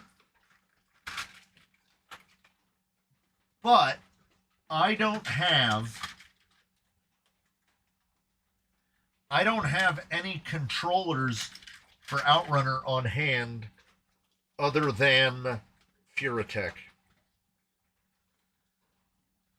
And I don't want to saddle anyone with that, because they have not actually been particularly reliable in my service.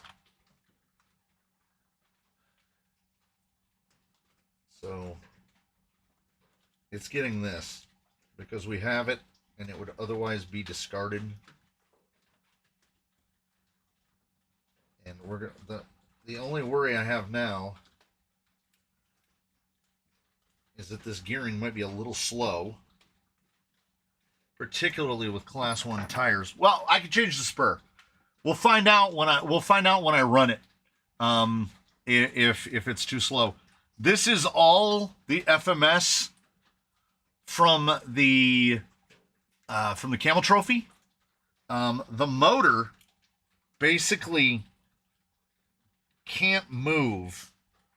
That is the position it fits in, because it's hitting with the torque sleeve. It's touching the gearbox and it's touching the link mount at the same time.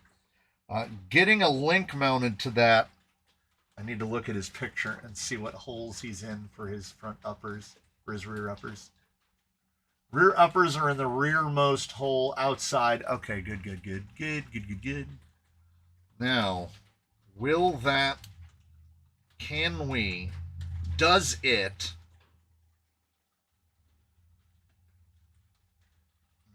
that's gonna be really, really tight. It's gonna be really very tight.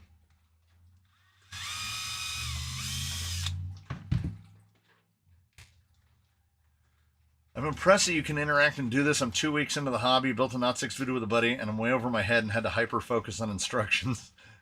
Yeah, my wife just leaves me to my hobbies and me to hers. She's got so many Lego sets around the house. Puzzles are framed in basically every Pokemon game. Wow. Yeah, I can't conscientiously send out a Furatech setup because my experience has been certainly less than stellar. My wife says if you want it, then get it. Then I told her how much it was, and she says, why is it okay that I got something, but she had to not buy anything? Well, this is all... You're standing in within... and this is all my wife's fault. She bears all responsibility for everything that's happening. I bet I can get a screw with a lower head to enhance clearance against the motor. Now, I can fix this because I do have a 540, and if we have a clearance issue with the 550, I will just drop a 540 into it because the 540 will allow us to adjust. It's probably a better idea. The 540 will allow us to adjust the motor. Is the Goop AM32 still in service? Was on a giveaway. So so you'd have to ask whoever it went to. I don't know. Is that lean? Yep. Too tight. Too tight. So be it.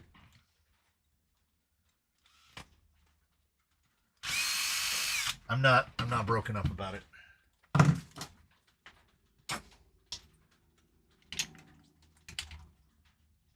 Actually, I don't know if that's going to hit too.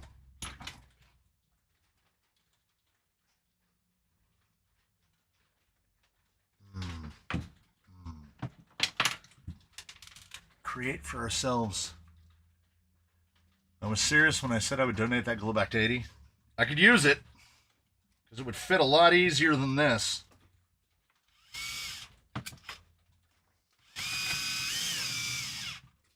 This is only going out as an RTR because otherwise this stuff is going to sit here and rot.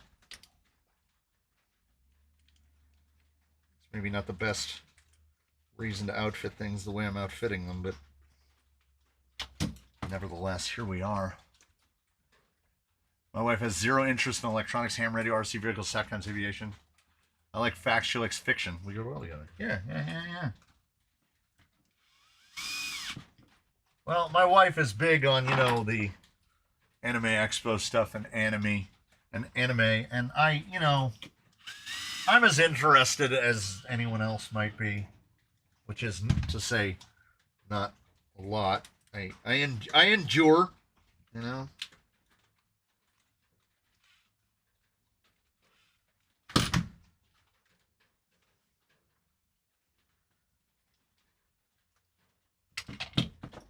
Where's the other motor?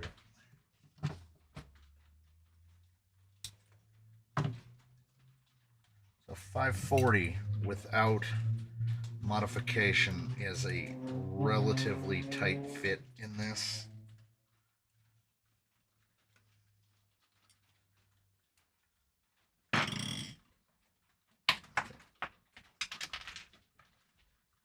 I did in the threading on that a little bit. I'm trying. We're struggling, and we're moving forward.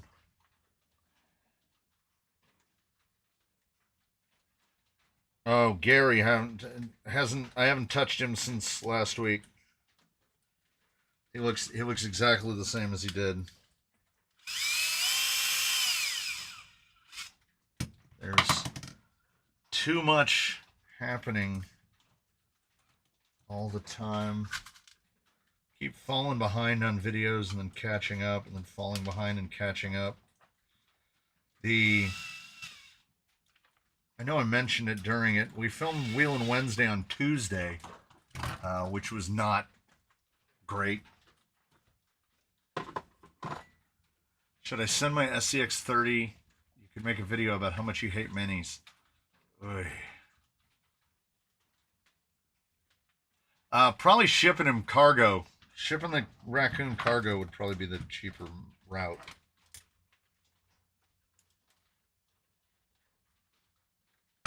Oh, I hear that the there's a level of silence that wasn't here mere moments ago.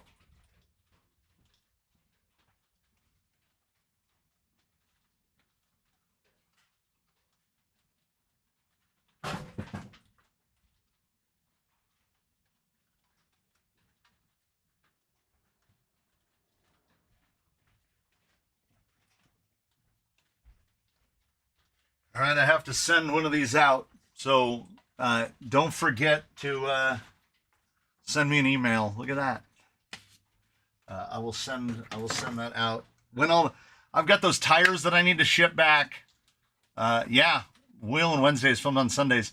She was at day 3 of Anime Expo Chibi on Sunday, and she was there all day. So everything got moved off schedule.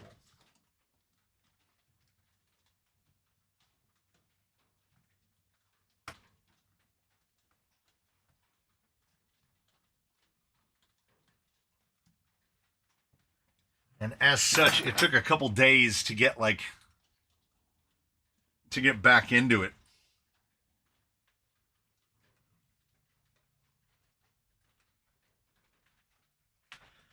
Luckily, my stuff was shipped after that plane crashed. That plane crash was horrible. When I was seeing the first footage of it, everybody on the internet was like, I think that's AI. That's the point we've gotten to. People think that everything is AI, except when people should think that it's AI, because then they're just like, no, everything seems perfectly fine. Everything is fine. That's obviously, that's Ryan Gosling asking me to send him some money. I didn't even question it.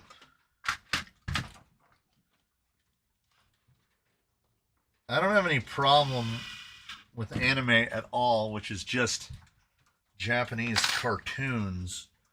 They are a take it or leave it operation.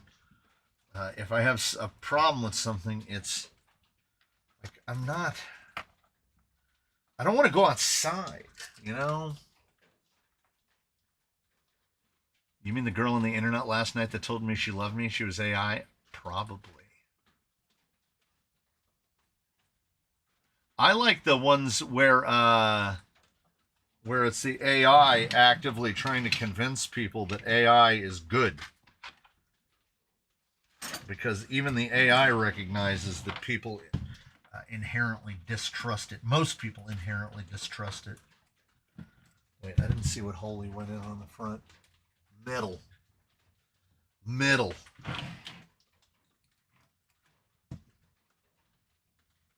Working in a cage. Making adjustments. Absolutely sucks.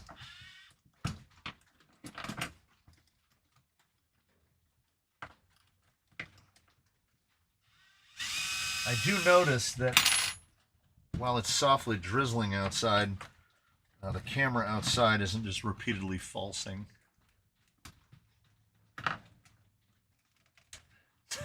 Bigfoot never did the one chip challenge? And thus, a summary of the internet. Just wait. Give him another, I don't even know if it'll be 5 years. Reality will be almost indistinguishable.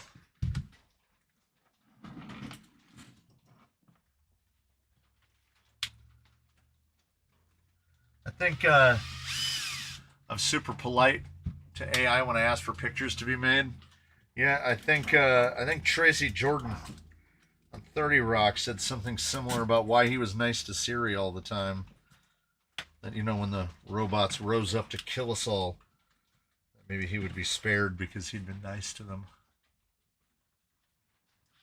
I saw an ad made by AI for a trade school saying that AI can't do a brake job or weld, and to enroll at their school to learn a trade. AI can't weld yet. But you put the welder in the hand of the robot with the AI running it, and, you know, I think it falls into the category called a matter of time.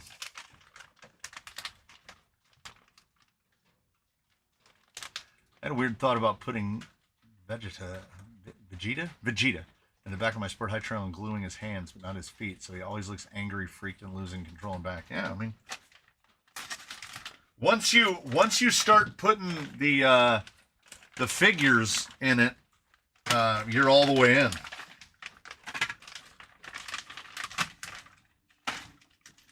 Did you see the price of the Bigfoot 50th anniversary at $1,600? Yeah, it's an X-Max.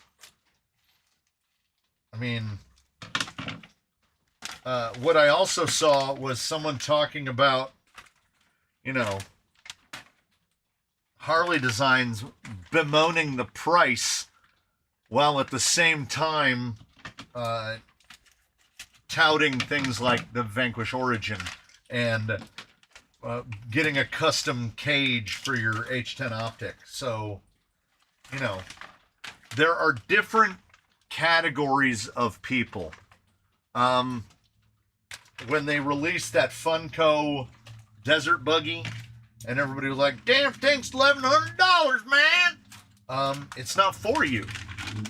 If your first thought is, damn thing's $1,100, man! It's made for somebody else. It is Taylor Swift's music. It doesn't mean it's bad. It just means that it's not for you. There are plenty of people, and I've made this analogy before, probably on here, that there's some guy out there that the sandrail that he takes to Glamis has a $50,000 engine in it. So $1,300 for a Funko sandrail is about the amount that guy spends on a paddle tire for it. So he doesn't balk for a moment at that price.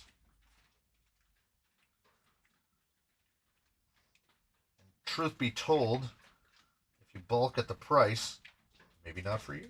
It's not for me. I saw it and I thought, that's cool. Where would you drive that? Nowhere. My God, I don't live near a sand dune. I don't go to where sand dunes are. There's always someone for more money than sense. There's also, which is always to be taken into consideration, there's, you know, gotta be limited edition, brah!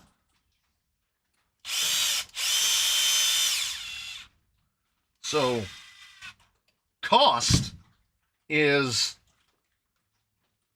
relative, is like, right? But no. Cost is a thing, right? This has that price tag on it. But value is very subjective. Whether you think it's worth it or not is going to vary from individual to individual. And no one can tell you that something is worth it or isn't.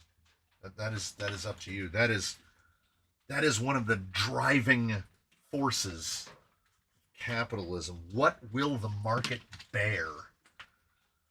And sometimes it works out for us, and sometimes it does not, because when the government or the corporations all collaborate to screw us, you have people that actively assist in that screwing by going out at times when things are crazy expensive, things are crazy, and the auto market is doing market adjusted pricing, and they're putting $100,000 on top of a $100,000 car, so you can go out and pay 200 grand for it. And there are people that are doing it. So I don't think that the biggest blame should go on the companies for trying to, as the youth say, get that bag. I think that the onus lies on the people who enable it. Right? The people that are dropping 3,500 on a Vanquish Origin, which is not very good as an optic, and it doesn't really get any better when we all make it out of metal. If they buy it, it just means that Vanquish can keep doing it. That's all that it means. Some people, they don't see it like that. They see cachet. There are still people waiting on the waiting list. Look, they put their heads in there. There are still people that still see the cachet, and they pay all that extra money to get a Ferrari or to get a whatever, where the price is arbitrarily selected. I guess we'll just have to get the Ascent 32. I mean, go for it. That's why capitalism is trying to undercut your competitor to get more market share is now gone. It 100% is.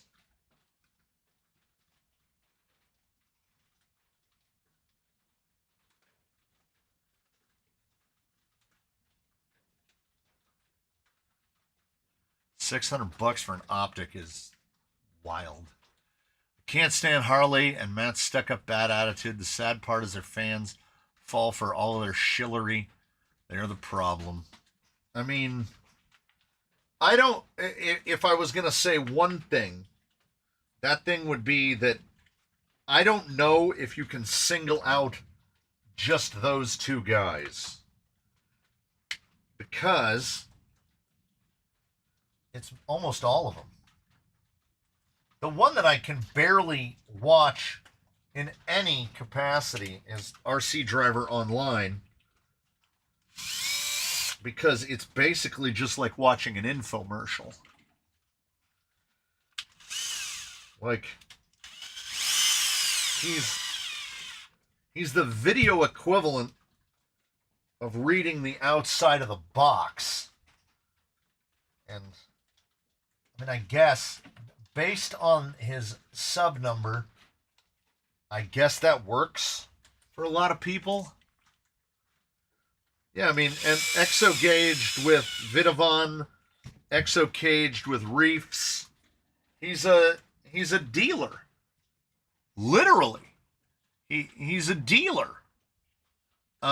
So, of course, he's going to talk product up. That's part of his thing. We're going to put that on last. We're going to see if we can't pop that on last. I have a Capra build manual, and I'm incredibly resistant to dig it out, because what I prefer to do is try to bumble and blunder my way into assembling a Capra cage blind. And I'm pretty sure that you can't get the interior in once the cage is fully assembled. Like you have to disassemble it to a degree. And I'll cross that. I'll burn that bridge when I get to it. The guys at the top with 150,000 subs just have no shame in it. Yeah. Yeah.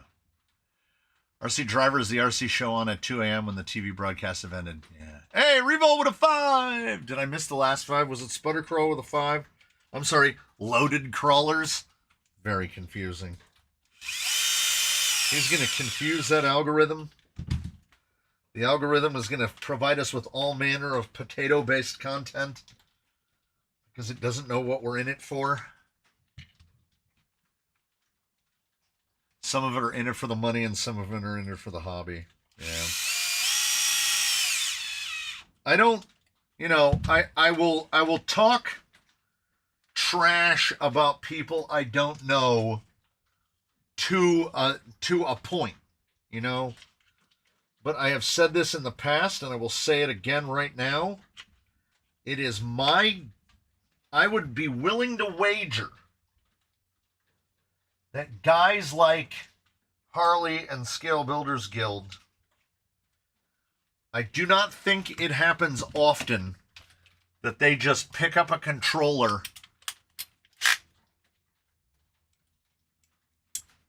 I was watching Boomslang Sus and he called you out without saying your name about how bullshit tire tests are. Ooh, if somebody can link that on the Discord, I would love it.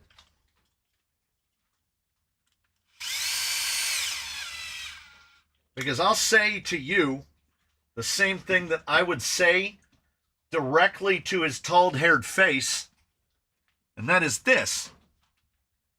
Sir, you speak with a level of confidence that you have not earned. He presents everything as if it is undeniable scientific fact when he is at most speculating and using a lot of what I call white paper shenanigans, which is let's take a bunch of graphs and theories and then we'll test them via formula and see if it works, when the alternative is take a tire, take it outside, drive it, and then compare that tire to other tires using the same vehicle and the same test protocol to do it over and over again. It's really the only way to do it, because the short of the long would be, in my unesteemed estimation, if my tire tests are bullshit, if my some 200 tire tests are nonsense, then every time the Stig drove a car around a course on Top Gear, that was all bullshit too. Because sometimes he'd drive the car when it was wet outside, so I guess that invalidates all results. Or, alternately, you could maybe put a W next to it, say that it was wet. So I don't know.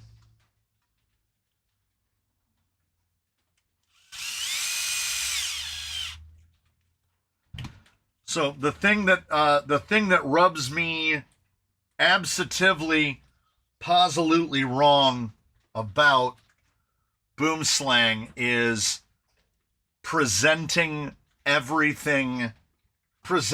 white paper as indisputable fact.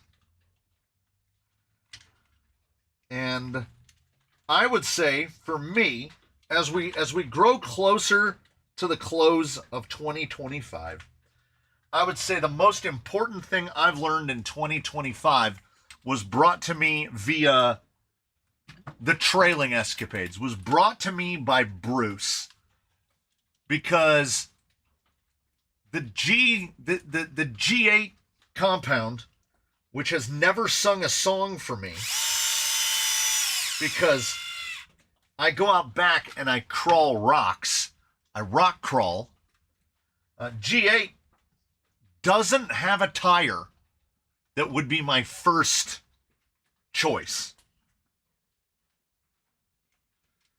But we've got a trail fleet that we're assembling, and there's a whole lot of G8 on those vehicles because it just works, man.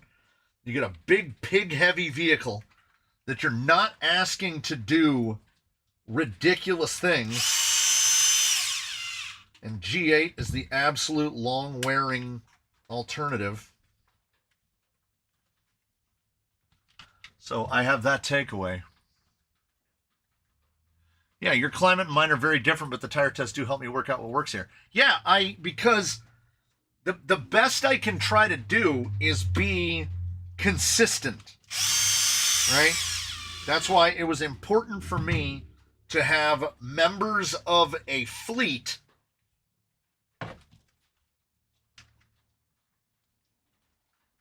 in at least an attempt to test things the same way, right? A protocol, build a protocol.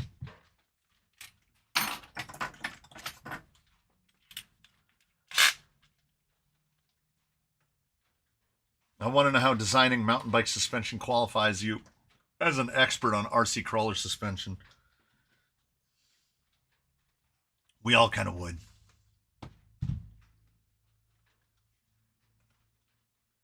Tires are 86% of rig performance and the other 14 is suspension. I think that you could probably, I mean, I don't know. I might have to dumb it if it stays in my head long enough.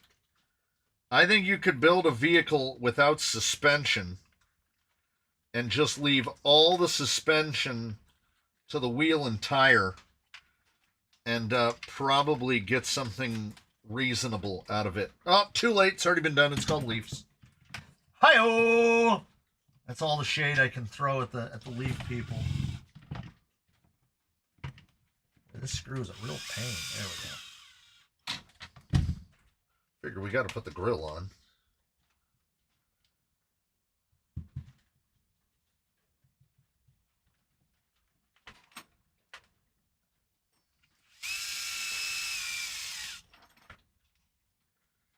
This front end is a pain. There we go. There we go. That looks like, that's starting to look like something. I don't think I've forgotten too many screws. I don't know if I can pop this in and just swing it out of the way. Oh, okay. Good. Where's the little, need the swivelly boys.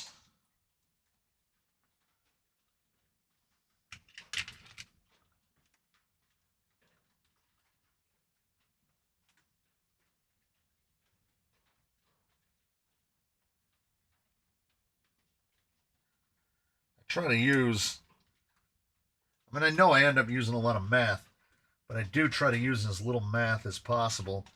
I'm an arithmetic man, and I like some arithmetic. And speaking of that other guy again,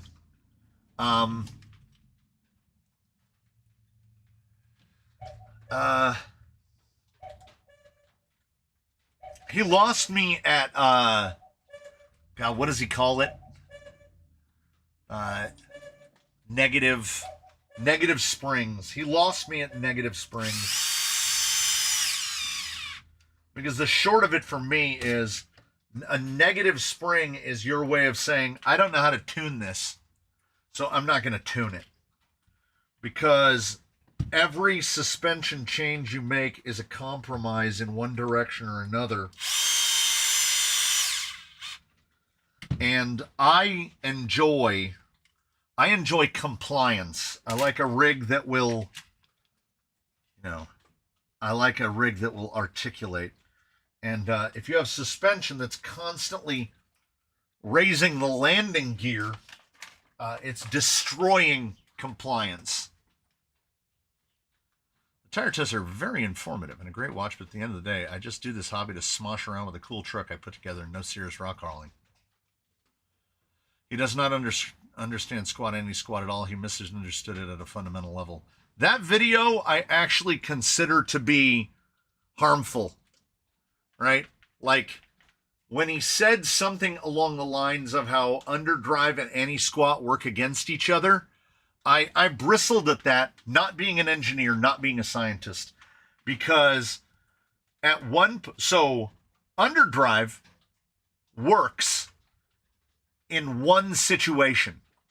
It works when you are applying power, and that's all. Geometry, so, this, your geometry is always there. It's always there. And the geometry and the combination of the gear in the front and the gear in the back, making that torque differential, they're trying to do the same thing that anti-squat is doing. They're trying to keep the front end down.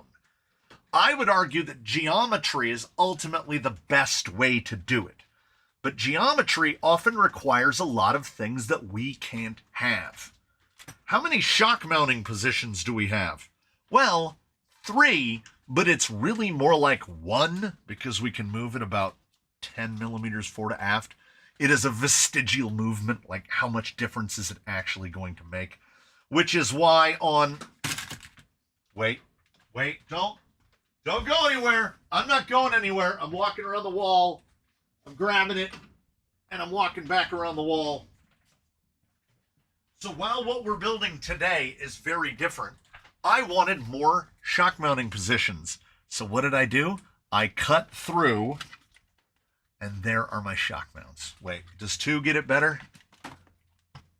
There you go. Look where my shocks mount. Because I didn't want them mounted the way they wanted me to mount them. And did I do the same thing in the rear? You know I did. They mount up higher, and it gives me more positions. But they didn't, that wasn't part of it, right? And we're in a cage, and then I made my own sides in order to give myself more link position, mounting positions, front and rear. Right? So we make it work the way we want it to work. And if he were correct that anti-squat doesn't work, then these holes would net no change in performance. We could lower that down to the lowest hole and nothing would change. But I think all of us know that it does change. So, there you go. Put these in first. Oh, I can cheat now. I carried it over here.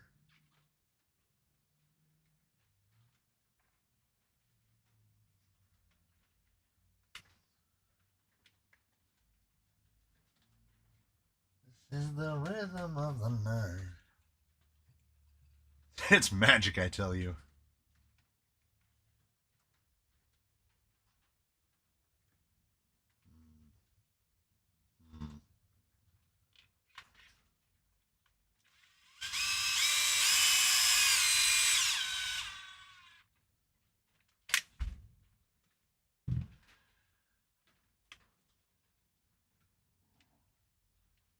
Mr. C, sometimes a rant comes on and I can't help it. I gotta get out who and better to get it out to. Hey man, if this isn't the place to rant, I don't know what is.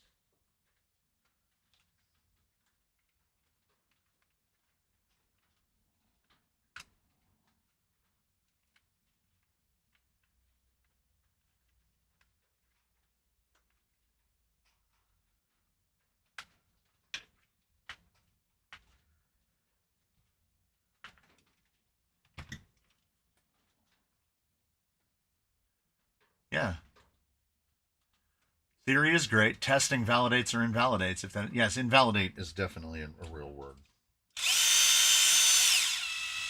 The scientific process is, as has been laid out by many scientists, the scientific process is this.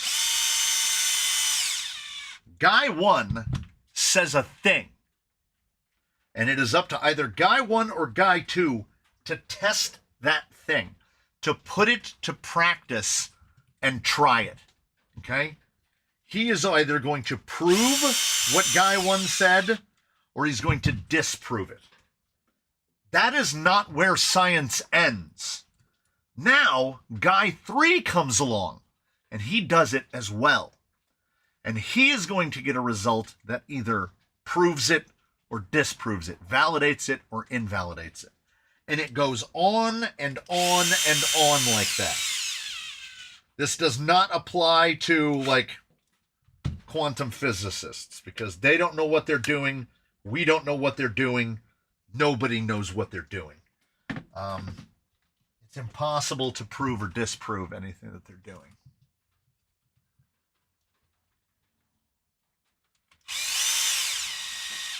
So whether you like it or not, and I've definitely said this many times before, a result is a result. You can test something and you might not get the result that you want. But science doesn't care. It is here to provide a result and nothing else. Oh, is it Erwin? Gotta let you all go for today. Oh, nice. Nice. Erwin straight out of Belgium with a little bit of Texas. Gotta let you guys go.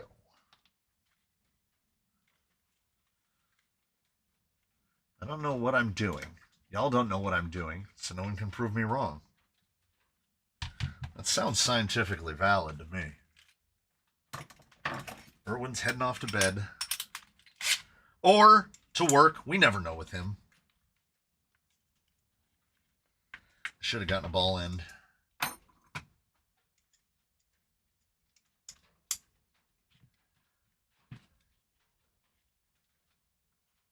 As an MTB guy, I can see where he's coming from. I just think they're too different.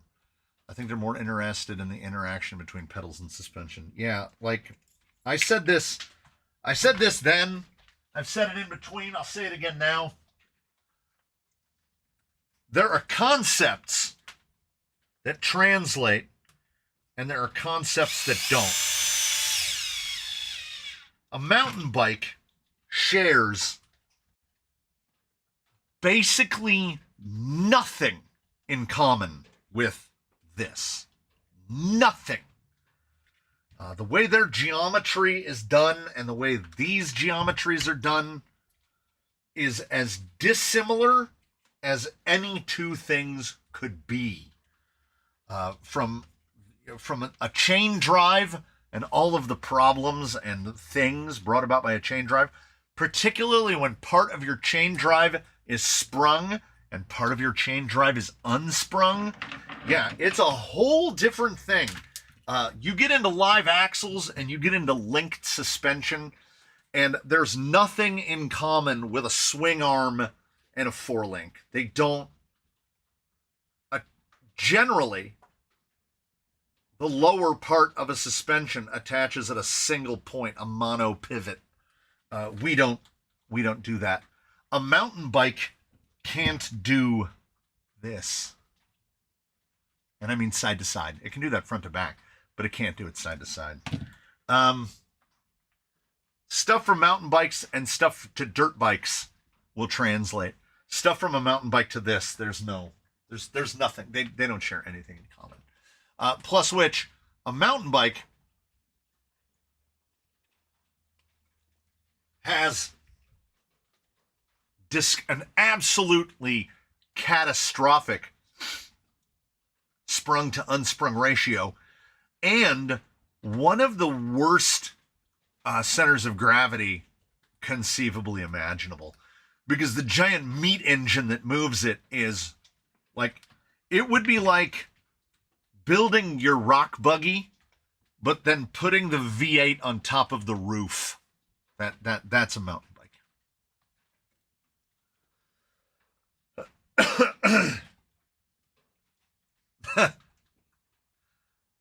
She knows Russia. She can see it from her porch. That logic is absolutely flawless. Mountain bike man is thoroughly qualified. Yeah. There are certainly similarities. Have I forgotten any major screws that are going to allow this to fall apart? No. I'm not going to bother to slap the fuel cell in yet. And we'll leave this horn out to the front. We'll scrape to the side here. We'll scrape to the side.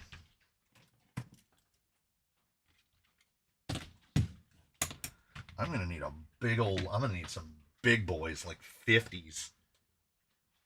I happen to have at least 40s. Let us see what we need.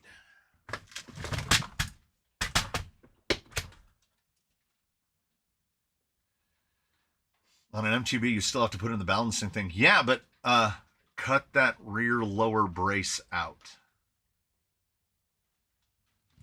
Oh. This one?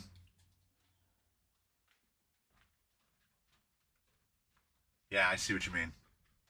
Yeah, it's gone on, so like that. How it's completely gone. Yeah, I figured that out when I was building this pretty early on because the upper links pass right through it. We'll do it dirty. And then we'll see about cleaning it up later. Ooh. Can you believe it? I remembered. Important steps. Back these screws out a little bit. So when you go to cut it, you don't try to cut through hardened screws.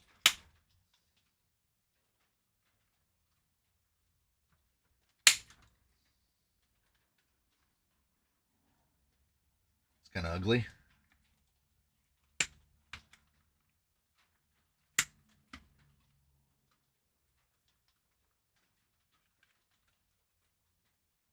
How did I do the other one? Oh. I cut the wrong spot. I was supposed to cut there and there. Oh, well, okay. So be it. We'll fix it in post.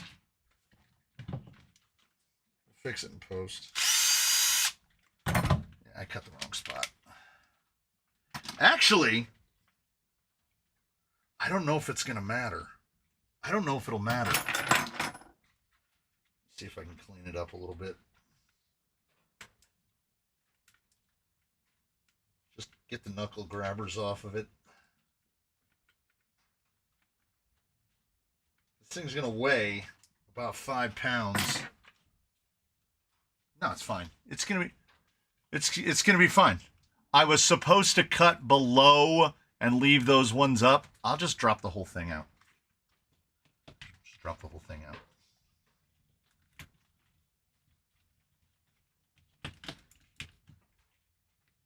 I didn't look closely enough at that before I cut it.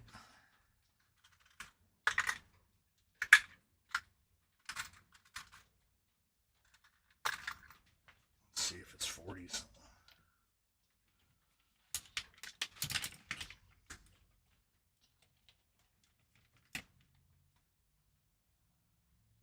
Might be 35s.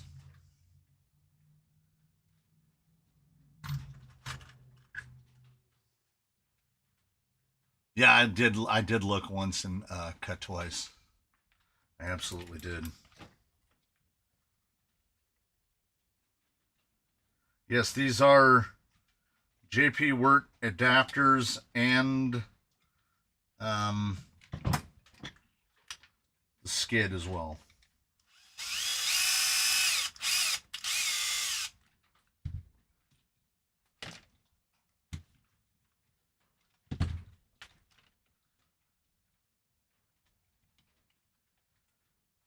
Stop. Could you not?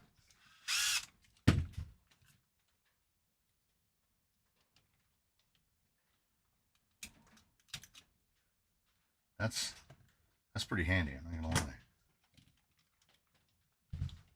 I would like to get axles under it. Well, I'd like to find out. I'd like to find out if it's going to do.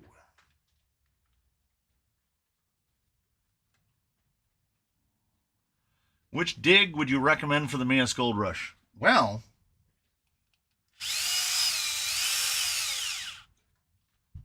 the loaded crawlers guy is making one now, but an easy method is just to take an Amazon dig box and take the motor plate off and turn it into a... You still use the FMM and buy a tricolor dig box and use that. Wow, what are you killing me here? A 10 is too long, and an 8 is too short. Oh, that was a 12. A 12 is too long, which is why an 8 is too short. Oh, hey, happy birthday to the kiddo. And welcome aboard, Crawler City RC. We're building a Trucks of Fortune.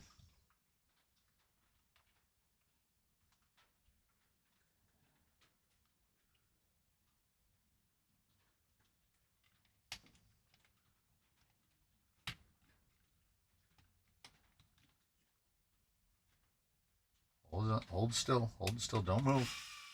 Hold still.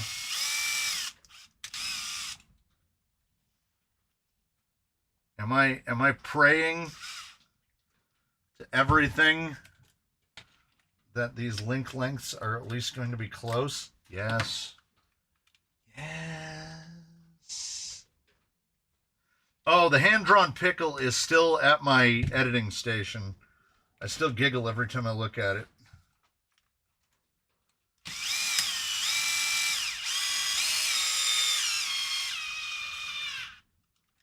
That was rewarding. That all cinched together. And that popped through so easy it didn't burn me. That's nice. I don't know, but every time you say Trucks of Fortune, I think of the A-Team.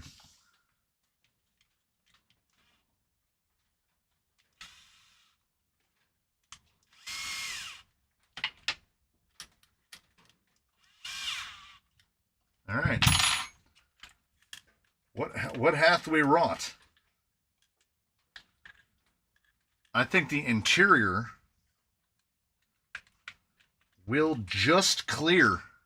Will just fit over that. I think it's just going to fit. I think we'll be good.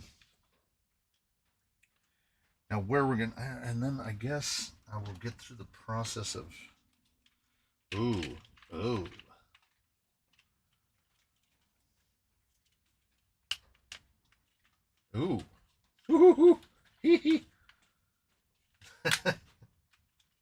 Checking the fitment of the battery tray. It looks like it'll go. It's gonna be tight. But it'll go.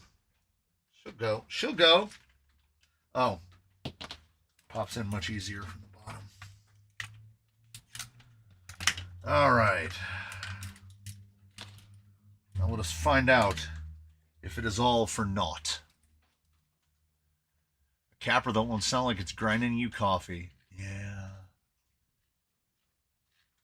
Trucks of Fortune Limited Rainbow Funbow. I like that. Serialized starting at 25 grand. I think I used 16. Get a couple 16s. Or did I use 14s?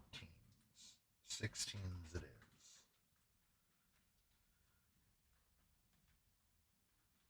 They definitely make these a little loosey-goosey.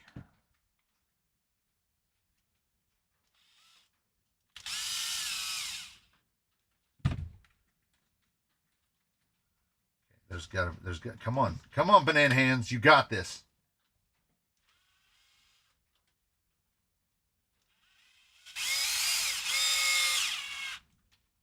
Success.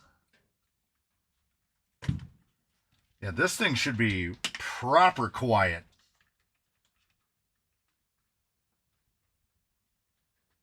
And I'm going to get Sheila quieter somehow. If it means redoing everything I did, so be it. I'm gonna fit and Okay, so we either need a shorter upper or a longer lower. This is going to be fairly easy. Okay, so the upper has it in a good place right there. The lower needs to be, I would say, 10 millimeters longer. Yeah, that's an excellent spacing for the steering servo. It goes right up in the middle there. That is nice. And then I'm looking at, I need a riser. I need a baby. Right there.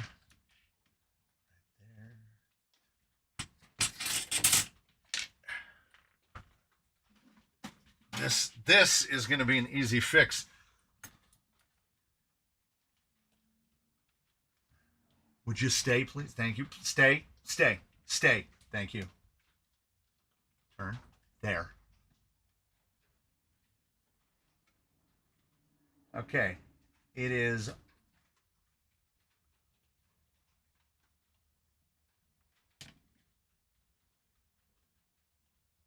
It is 16 millimeters. 16 millimeters longer. And what are they? What are they? Rear lower 105, so they need to be 121. The beauty is we've got a whole drawer.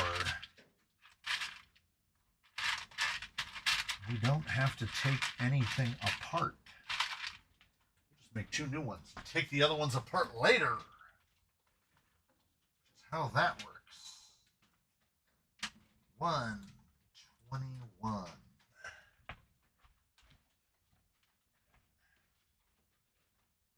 $85.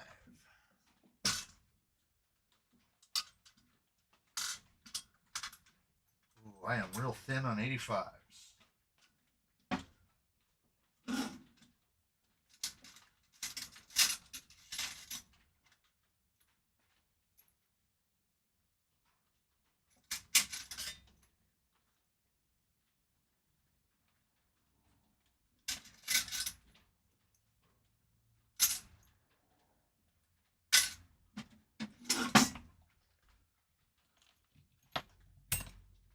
Yeah.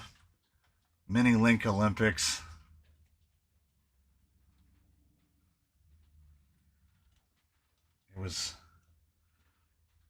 It almost felt inevitable. Can I bind 2 receivers to 1 model on the radio link? I think so.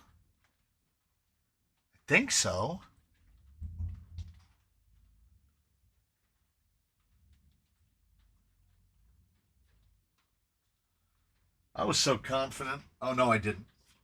I thought I put this away. No, it was just it was just sitting on the bench behind me. I wasn't that confident.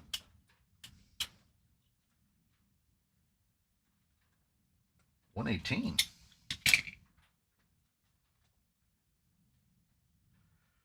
3,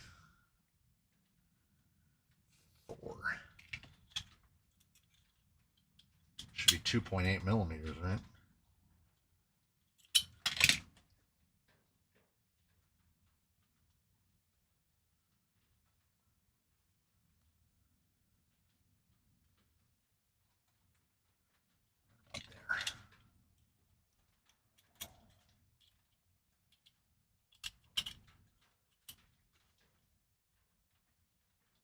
There you go.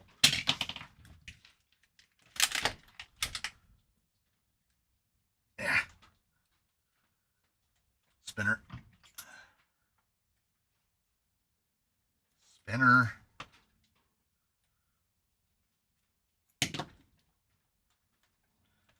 Just muscle it apart.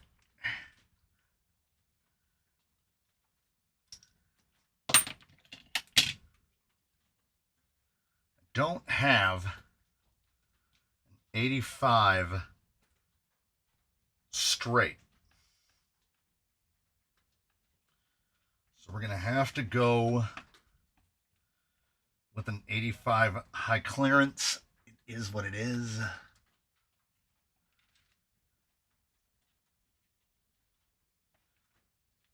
Yeah, I think the way he's asking it is like, can he have two receivers paired simultaneously? And I don't see why not. I don't think the radio would be able to tell the difference between the two. I think it's sort of a recipe for disaster.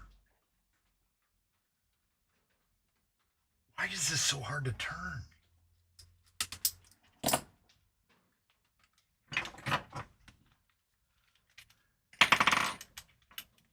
You know what tool's got a sharp point? This thing. This thing is the knuckle remover.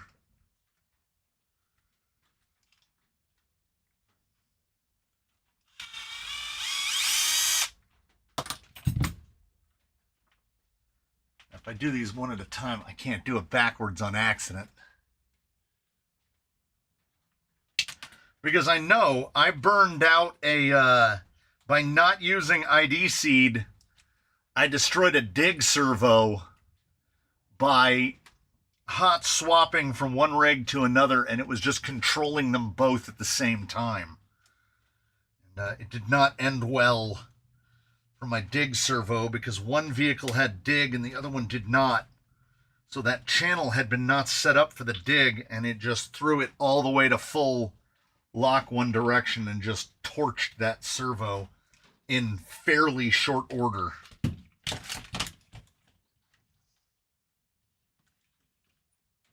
What the what?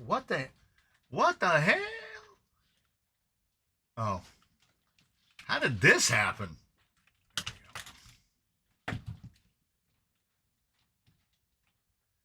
Why is it way too long now? Because maybe they're not 121?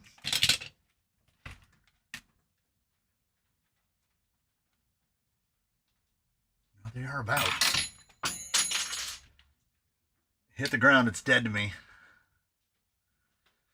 Welcome to the Link Olympics. It begins now.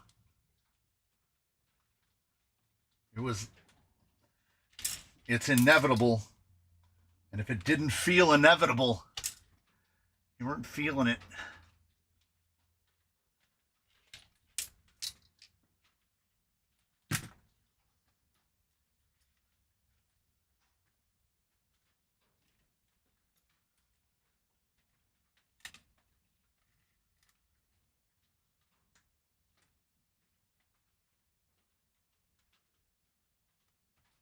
What is going on?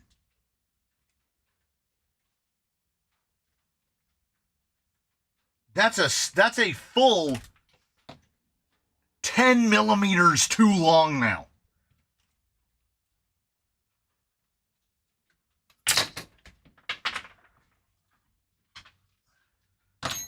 Like, it's way too long.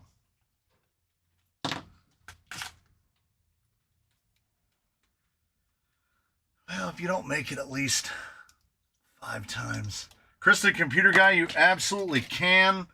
I'm sure that someone on the 3D printing section of the Discord has made a file for it. The one I'm using is made by RPM, but I want to say it was JP Wirt again made this, because you can go much longer. Yeah, and I 3D printed that one. And if I can 3D print it, anyone can 3D print it.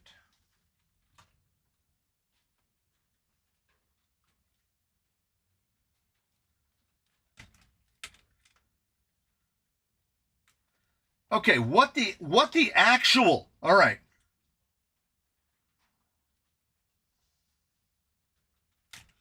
I think it was triangulating. It was not triangulating. Okay. Okay. All right.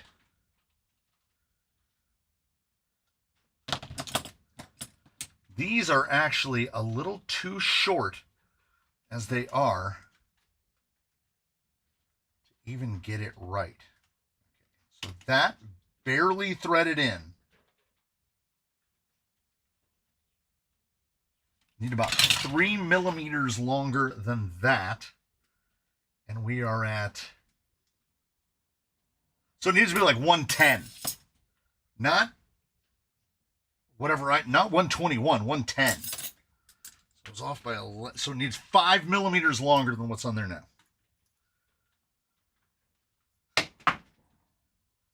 We can do this.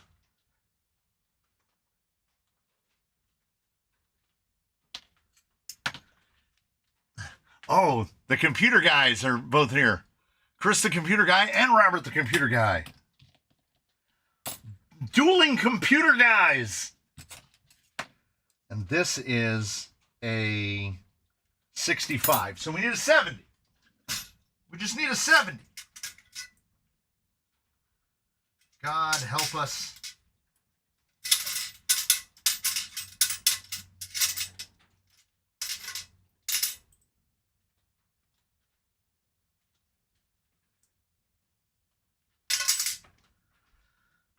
God help us.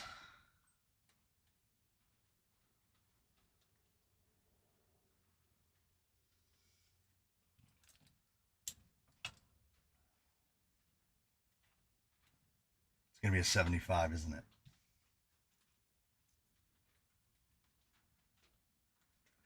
It's going to be a 75.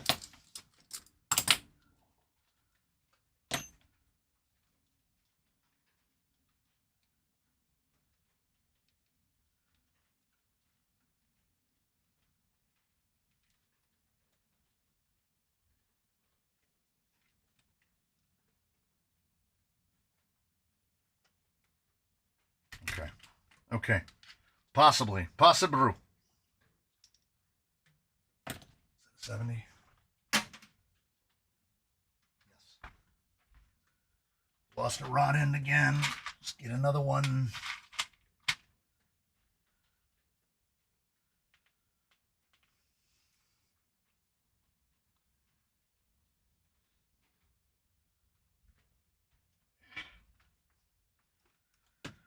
Oh.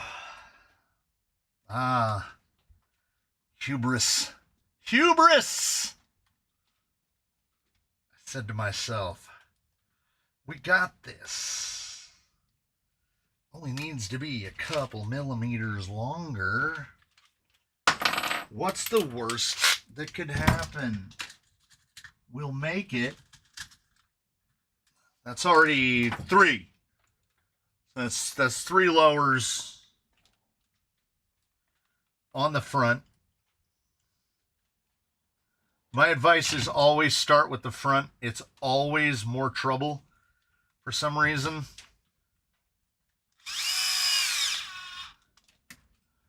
I probably should have fully bolted it together and seen what it looked like, because I think I got messed up by having it over. It was off to one side. We could have skipped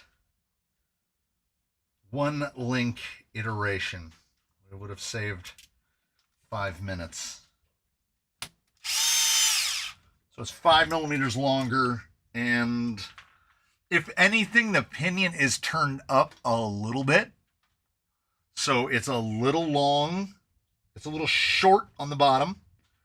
So they could go out another 2 millimeters, or a little long on the top, alternately, because you can see the servo angle. So that is taking away some of the caster. But these axles do have a lot of caster, and that is something that I can definitely adjust. I want to get the rear on there. I want it to sit. Yeah, so what do I got in 75s? Nothing. Got nothing in 75 straights. So we'll adjust that. We'll adjust that later, won't we? Yes. Now I got to find the big old long screw for this, which is a 30. And we're not going to assemble it upside down, because we're going to probably have to link Olympic back as well if the link mount spacing is similar on the back to the front. We're going to have too short, one, or too short or too long, however you like it.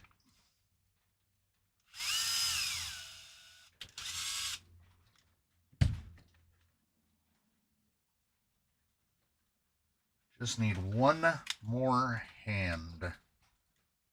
3 hands, and this would be piece of cake.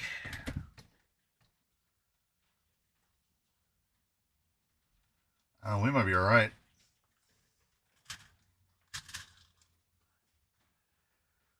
Every once in a while, it goes easy. Universe goes easy on you. It's like he's had enough.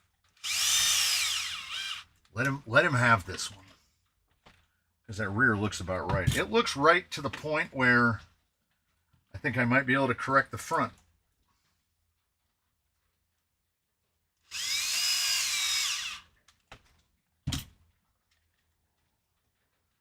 So the rear is either a hair long on the lower or a hair short on the upper. And I think it would be easier to just dial the uppers out. But we good. I mean, we good. And it, you know, right up in there. We good. The front needs just a hair shorter on the upper. So not bad, like appreciably close for measurements that were completely different axles.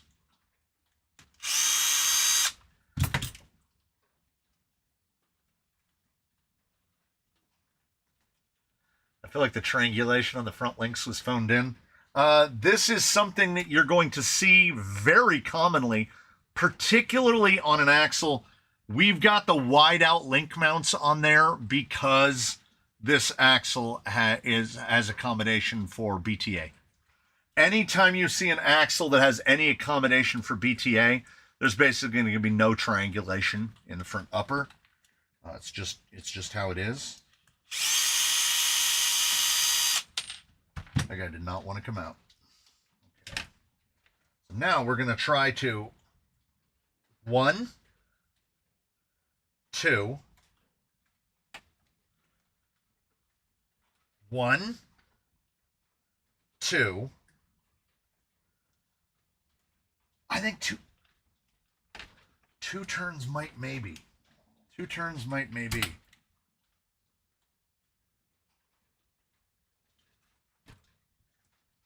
I don't want to go too much. And I think in the front, probably 4 turns. Man, that rear is tight. So big triangulation in the front. Yeah, I'd say that's it. I'd say we're there. We should be above the high clearance all the way. Looks all right. These high clearance have quite a bend in them. It looks like we're going to be running 90s. Looks like maybe 90s. I prefer 3-link with a panhard in the front. I mean, I don't prefer setting it up.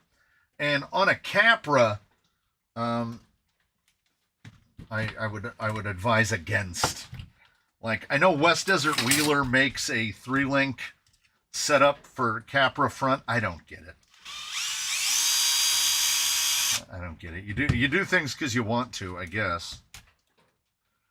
We're gonna go 1, 2, 3. Let's start with 3.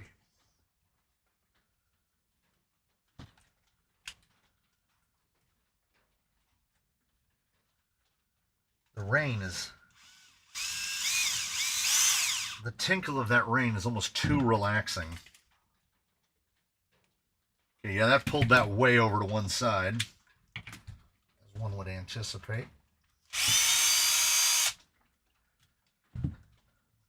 Did Traxxas Ultras on the link mounts, however long those are. Oh, so you went all the way down. Didn't go to the shock mount position. Oh, well. Air 45 versus this. Half 1. Half 2. Half 3. Any shorter than that, and I probably need to replace the link. Again, get it triangulated before you make any rash judgments about changing out a link. I've got some 90s we can throw at it. Got some 85s as well. Let's see. That's about right. That's about right. You could stand it up a little straighter, but I think the pinion in line with the links is pretty good. Let me set her down and we'll sit right about there. No, that looks great. That looks great. I'm all for it. I'm all for it. Yeah, those link lengths look pretty good. Are any of the links like actually perfect? Can't speak to that. How long is this guy eye to eye? He's 100.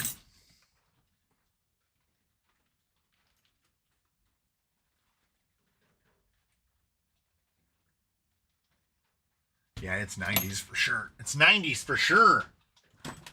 What have I got?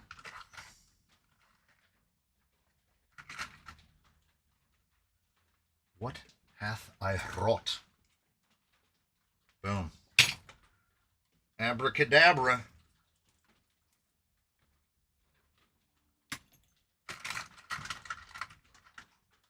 Ooh, somebody coughed up their guts in the drawer.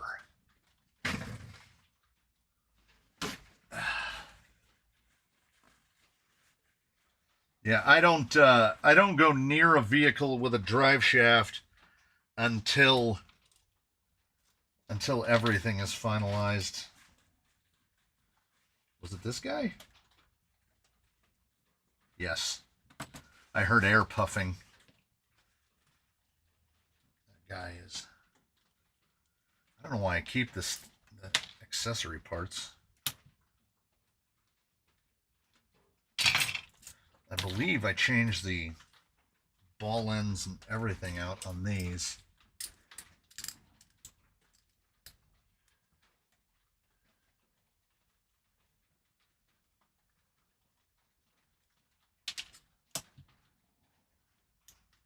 Yeah, these are the 2-mod 90s.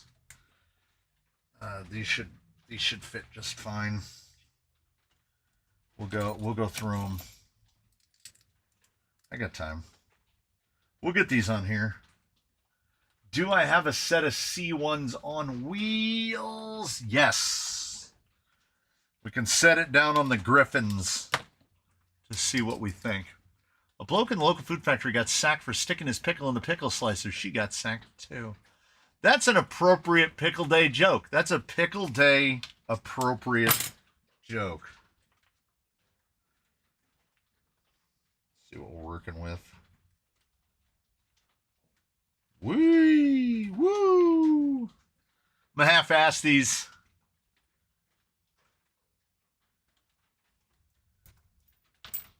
We're gonna build these. Where's my? Oh, by the way, pardon my reach. I had a bunch. If you have shock oil bottles that you've had for a long period of time, the included associated caps, which look like this, they crack right around the ring and they start to fall apart for whatever reason. So I found these giant bags of these screw top caps on Amazon for like $8. These caps work so much better than the stock associate. Like, they actually pull a little bit of oil back in when you stop squeezing them. These are great. I have zero regrets on buying what was, I think, it was a very large. Yeah, we're fully half-assing here, which is, I'm not even gonna set the bladders right.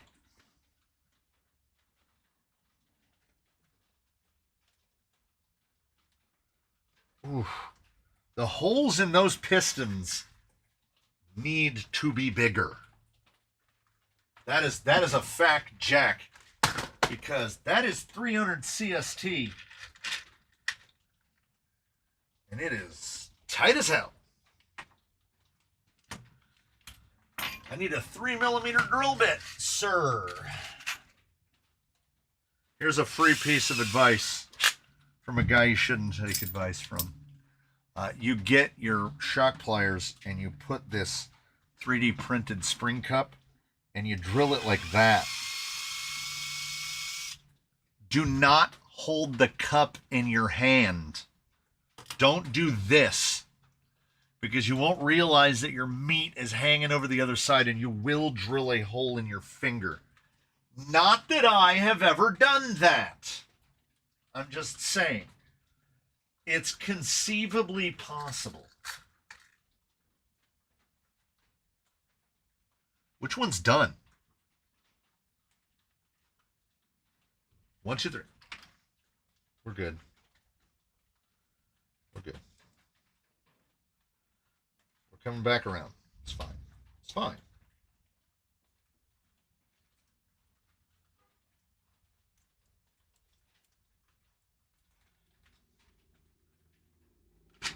Now I got to try to pick out 4 rod ends.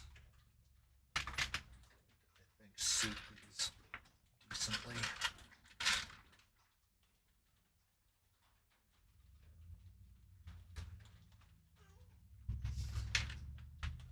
Why is the floor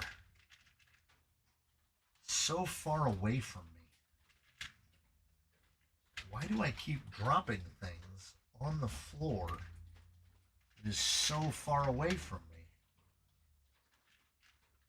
Do we think he can find 4 rod ends that are the same before the timer on this video expires? Because he found 3. I've got 3.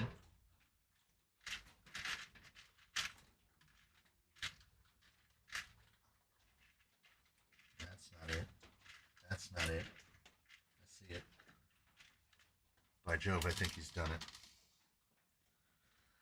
Now if he just finds his shock pliers, which he just used to drill a hole. Got it. Just scored a set of dirt trash deep woods from a local hobby store. Think you might get a laugh out of that? Yeah, that is definitely new old stock. I think Horizon doing away with that.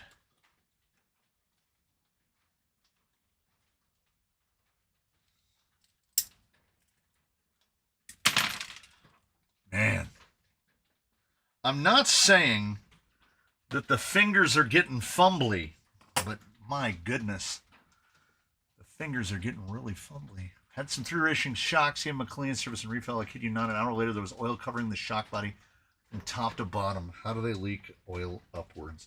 This shock is full. This is probably the one I filled. And then when I screwed it back together, I didn't seat the cap down all the way, which sounds like a thing that I would do.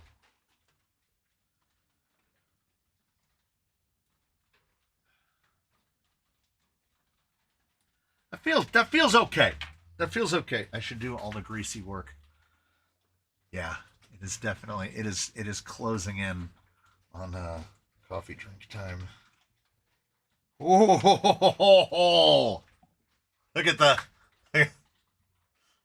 Can we even see the oil down at the bottom? That's 12 millimeters from the top. It is really varying what you're going to get on there. Yeah, you're definitely not putting 525s on this little fella. On this little gal. Whatever you may choose for it to be. We ended up at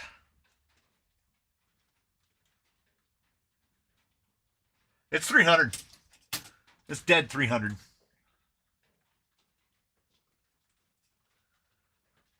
So this is proper class 1.5 stuff. How's that? Nice. These 2 mods, not bad. Yeah, I had to add 5 millimeters to the front lower, which I don't think did it explicitly. I think it's shock. I think it's shock. It's link mount, shock and link mount positions on the axle are not. They're probably closer to an F10 than they are to an AR-45. That would be my guess. Yeah, these 2 mods are not bad. I'm okay with the 2 mods.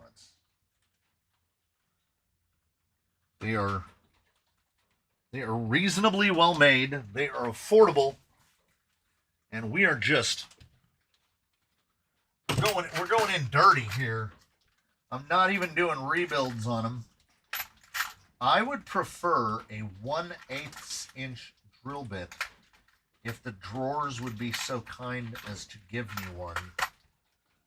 So around 3.1, not 3.3. Because that 3.0 was sniggity snug. And I don't want to walk. I don't want to go over to the drill press and get an 1/8. Just listen to the mellifluous sounds of stuff hitting the ground. We'll take that universe. I found an 1/8 inch drill bit and you couldn't stop me. I thought class 1.5 was full body. It is. But we will definitely allow a straight axled 300 millimeter wheelbase Capra. Because the amount of work you have to do to put together a 300 millimeter wheelbase straight axled Capra. The only thing Capra here is the cage. Yeah, cage. Like, this is, no matter what you do, this is not going to be a performance advantage over somebody like Voodoo Ranger. This is going to be at a disadvantage because you don't have the number of shock and link mount positions. You're giving up a lot. I keep saying it. You're putting yourself in a cage. Putting yourself in a cage doesn't tend to open up your opportunities. You could have just built a UTB-18. Oh, this is significantly bigger than a UTB-18. Significantly. A UTB-18 would still look like a tiny baby compared to this thing. We're just going to guess, and we're going to go deluxe. We're going to go deluxe softs all the way around 0.8s. Yeah, the sanctioning body is definitely accepting. If you want to build a straight axled AR-44 width, that's the thing. My goal, my quest in life would not to be like every other ruling body. I don't want to see a ton of rules, right? 419 tire. I don't even want to go so far as to say it has to be straight axles. I think for the buggy, you're going to want straight axles because otherwise your CG is going to be sky high. Yeah, the Capra was meant to be on straight axles anyway. I don't disagree. Unless you do, you know, Ghoulie Moo Yukio style, where I believe that if you're going to run a Capra on Capra portals, you need to stretch the wheelbase 50 to 60 millimeters and then run a full 575 on it. Basically make it Guillemot sized. So this is, misdirection is not that far removed from what this will be. It's just going to be shorter and even shorter and smaller. She should be a goer though. I mean, class 1 Baja claws aren't going to hurt.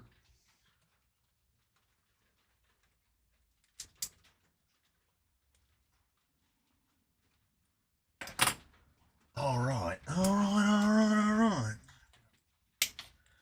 going to pop all of our haliballs out. Fourth shock. Thank you. We should probably run them upside down. Probably. Good thing my last order deluxe, I bought like 20 or 30 of the big balls, so that you don't have to run spacers on Mias/Vanquish. Otherwise, this would be even more annoying.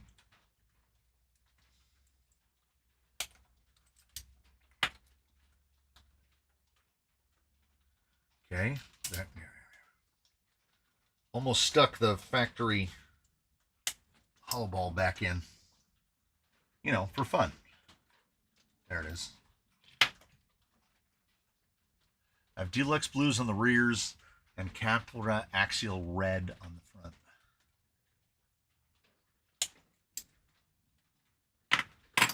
Now, what do we need for offset on these? Let's slap them on the axle. These are 18s.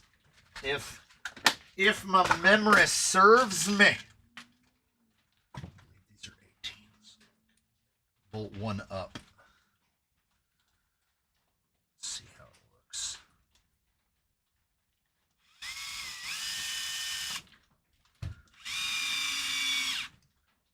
Could maybe probably go with a 20 out there.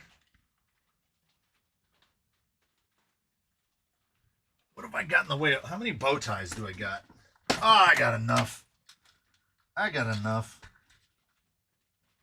If I can get away with not putting a spacer on it,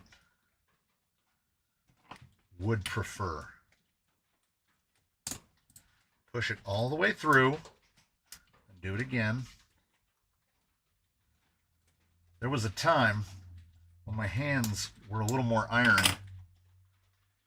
I could push those, I could pop those hollow balls in with my hands.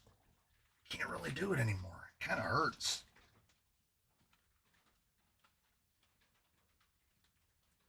Let's see if this clears.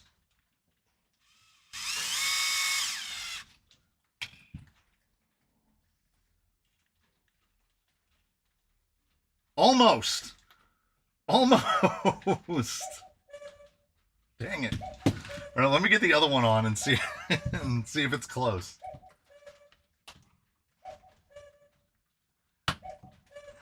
I don't want to do I don't want to do spacers. But I feel like we're gonna get the ting ting ting of the springs on the cage if I don't space these.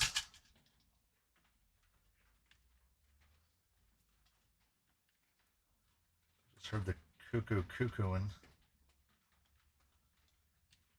Ah.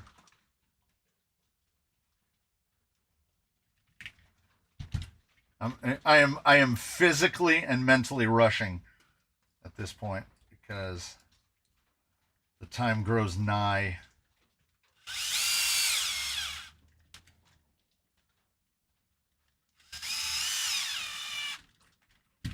How close are we?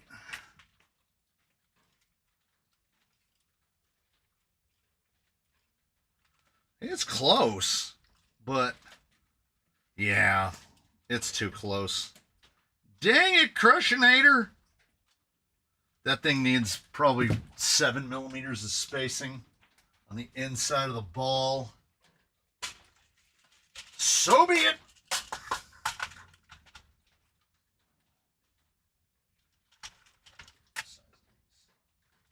Tens.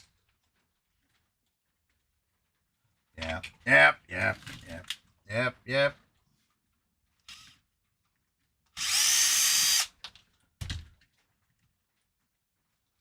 Yep. Okay. 100. Just throw some 150s on it. I think that may be, that might be too far. Slightly too far. We'll go with some 7s. Are those 5/8s or 5/7s? Probably 5/8s. This'll loosen our goose a little. 7, 10, 17, 20, 22. 22, 23. Let's see what it looks like on a 10.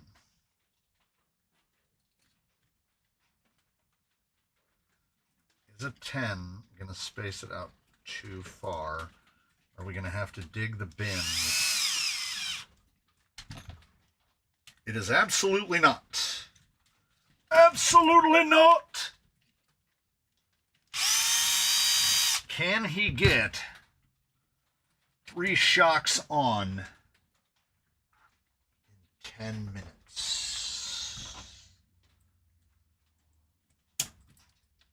Anything is possible.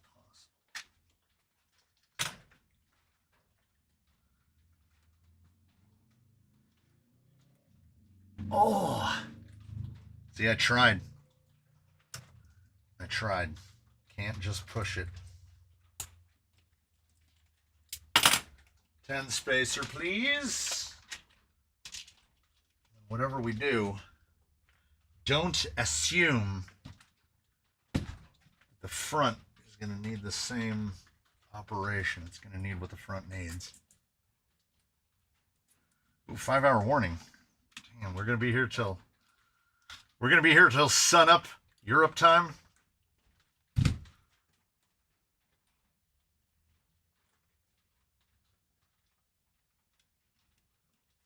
Stay, please, please, please, please, please. We need 2 more. Okay. Solid. It's nice. Yeah, just past level. Nice. I don't think it needs more. I made that executive decision in my mind just now. I don't think that it needs more.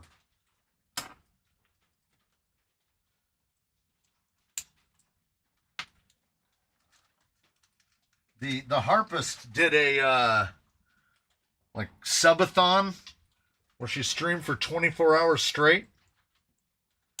It wasn't quite on the level of like an Eddie Burback, Ted Nivison descent into madness, but it was pretty good. It was pretty good. She was losing her mind, and I appreciated that part. She did sleep through part of it, though, which, you know, it's not... It doesn't really get good until you try to stay up for 24 hours and lose your mind. I'll tell you right now, without... What are we doing? What are we doing? What are we doing? Come on. Is that not drilled? Like, it will not go.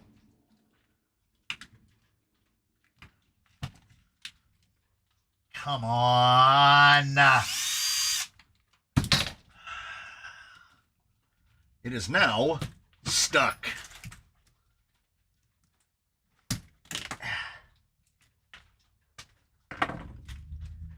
It's there. Another 8. How much is the coffee drink on your mind right now? Oh my God. Oh man. My body is ready. My body is ready, and I'm burping the burrito I had for lunch fairly constantly at this point.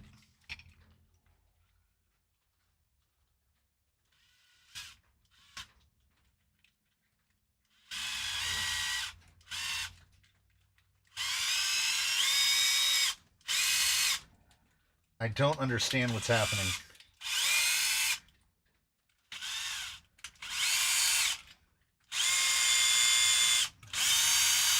if I lean on that screw with all of my force, I cannot get this screw to go into this axle, nor come out of this axle.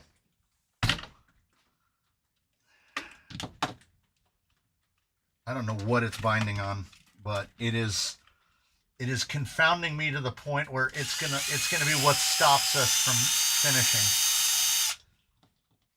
I can't get the screw out. Another 18 millimeter bites the dust. I don't know what. Okay, so the hole on the inside is drilled to like maybe 2 millimeters across. So I'm trying to bulldog an M3 into an M2 hole.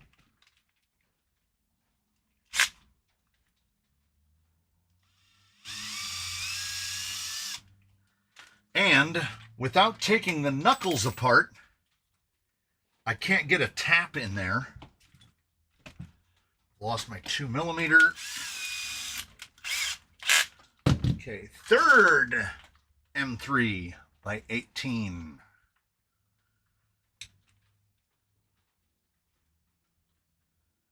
This better just go straight in at this point.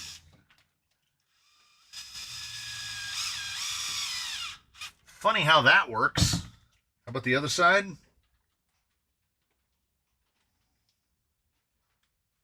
That one's drilled. That one's drilled.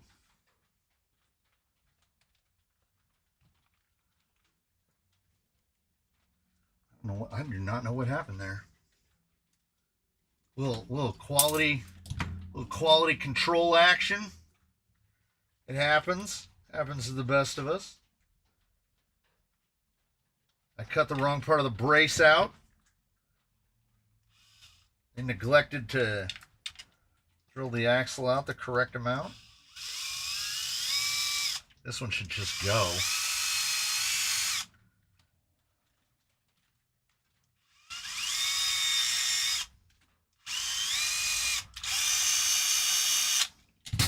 Okay, it looked like the right size, but it ain't.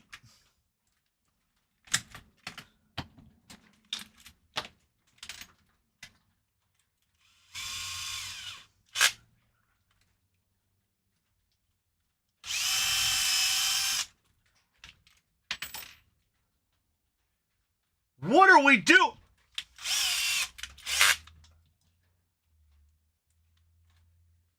I mean, this doesn't beat some of the China alloy axle housings where there's numerous holes in the axles that aren't tapped. This, the screw is doing the tapping just to get that to function. We need a hole that is roughly the right size.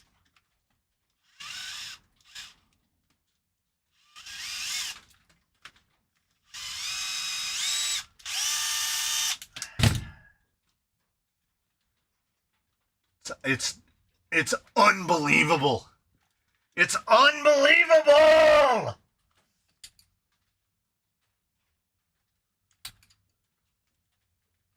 I can't even get it out. I'm about ready to take dikes and cut the head off of this.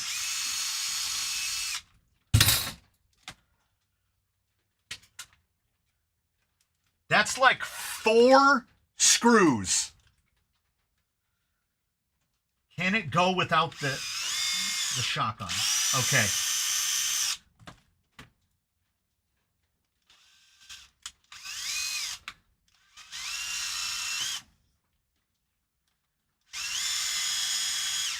Yeah, come on! This thing's gonna sit on wheels, or I'm not going to bed. We haven't descended this far into the mouth of madness to be defeated.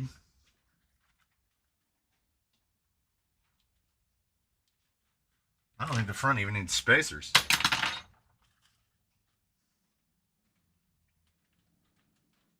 We will be victorious.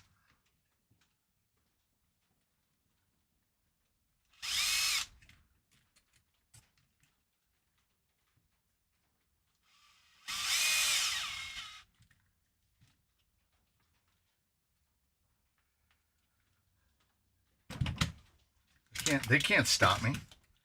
They can't stop me. I refuse to be. I'm too stupid to stop.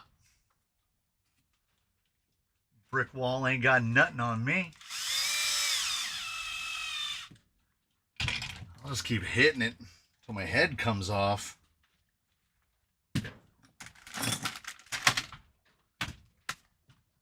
It's happening. It's happening.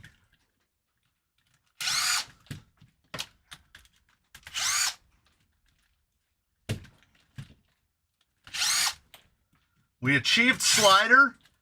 The only ones I've got are the... Wait. Oh! I never unmounted the trenchers when I tested them. I don't use non-flanged. Oh! Crap! Son of a bitch! Okay. If you're here,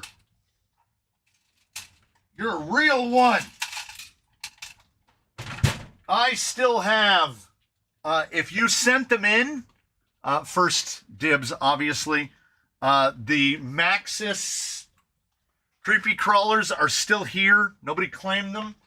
I've got the 4.7 Super Marshers on the plastic wheels from the Discovery.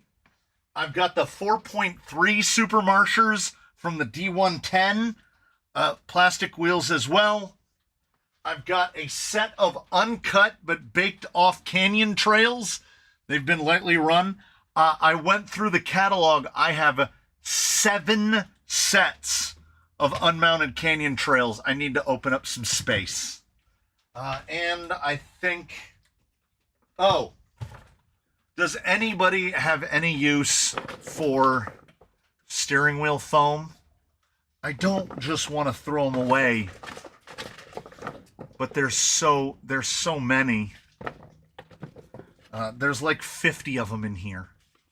Ship them to me in Montreal. Jesus, if you're willing to pay for it, Stevie, that's how it works. I give them away, but buyer giveawayer pays shipping. Shipping those to Montreal would probably cost more than they're worth. Boy, these things look small. Here is why a Capra cage is acceptable in Crawler Canyon Class 1.5.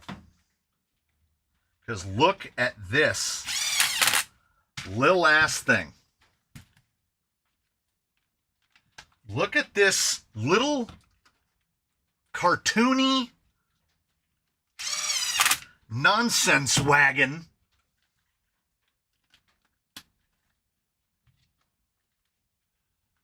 Look, I mean, it looks like a side-by-side.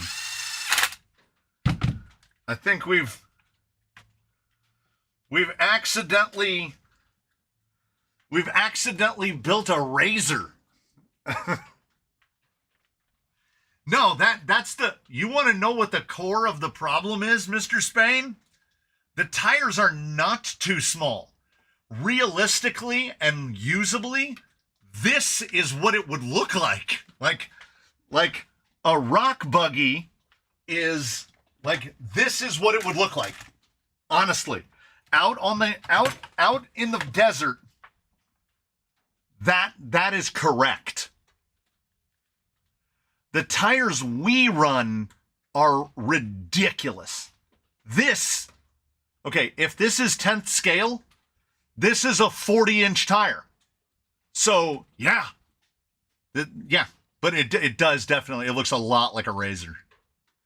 Yeah, this thing looks super cool, and it sits real nice. A little high in the rear, because we've got a little more lay down in the front. And we can't really lay down more in the rear because the cage is in the way. But once the rest of the gubbins are in it, I think it's going to sit nice. And let's see. It should be a little taller. Should be a little taller on the Mickey Thompsons. Trenchers sit a little short. Yeah, they're like 103. So these are just right at 4-inch. And these they look proper. Yeah, these are like 106, 107. So these are like right just under 4 1/4. So it'll sit a little bit higher. I like it. Like I like the look of it. I don't yeah, you need to jump in the dunes and snap one front corner off. Look, most RC people suffer from what I call Hot Wheels syndrome. Yeah. Like, okay, here's a thing for you. Wait, you're supposed to be holding this so I don't brush it with my hand. Here's and as always, on the tires and stuff, send me an email. I get to everything after the weekend. So, dude, my head. You ever get that thing where if you turn quickly, it takes a minute for the world to catch up? That's what I just experienced. Woo! I'm feeling floaty. So, same cage.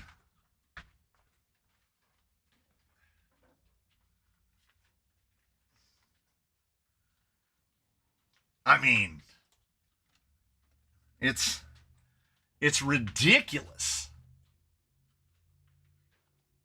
Like, look at that. Just absurd. That looks more realistic to me. I think it's going to be fun to drive too. They're not that dissimilar either, because there's a Stealth X in there. It is big full BTA on a full flash Hobby 60 though.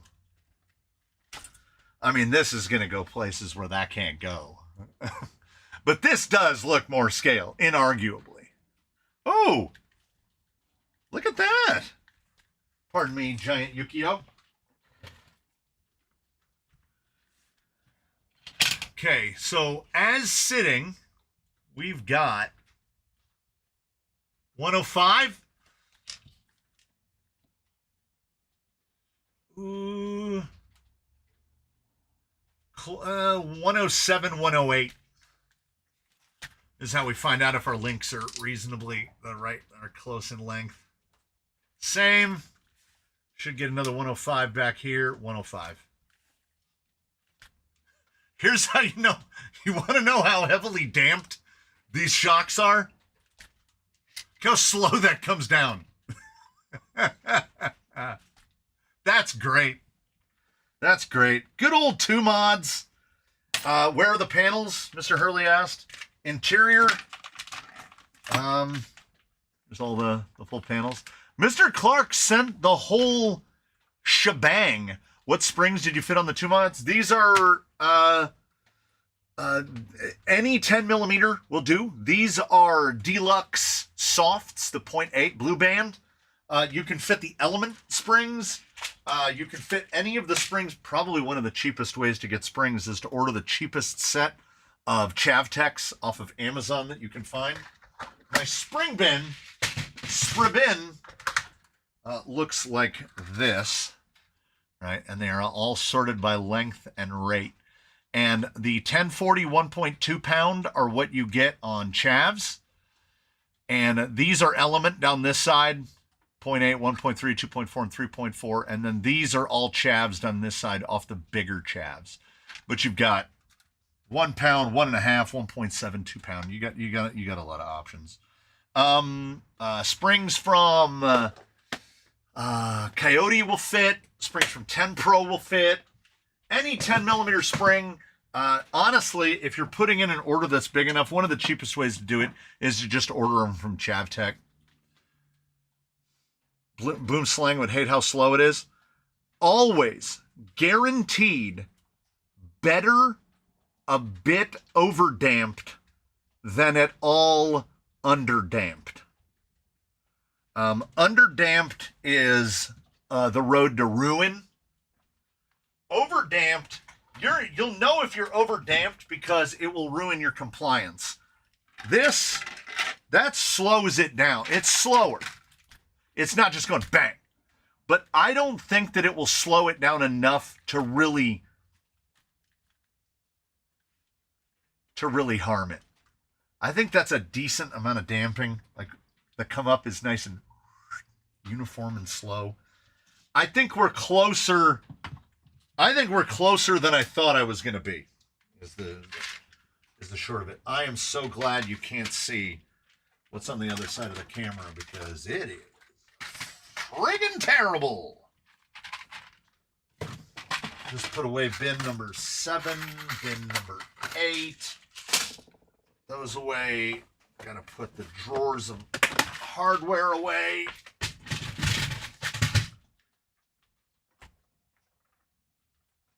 Yeah, this guy came out all right. Now, the best way to get the springs is during that tower kerfuffle where you could get the whole spring assortments from Element for like $6. I bought 4 bags, I think, which is a big part of where I got all my screws. So there's the servo. Would I change that pinion angle in the front? No. There's so much caster in that front axle that I don't think it's going to matter. And the power point of that fell right through. The power point of those Mias nylon straights is like, they have so much steer angle. That's that road grader steer angle. And we definitely don't have to worry about these interfering with the cage at any point. So if you're going narrower on a Capra, smaller tire is not bad. I would also like to see like this, a build just like this, the JP Wirt skidder that skids the skid forward, but with Mias nylons and bounty hunters. Portals with the 393s would also be pretty hot, which is what, that's what Candace was. The candy corn. And now we've built some of the candy cane. Let's put it this way. Let's be realistic, shall we? I got so much further than I thought that I would today. This is crazy. It's crazy. I thought that the Link Olympicing was going to be much worse. Much worse. I'm wondering. I might resolder this, and I might try fitting.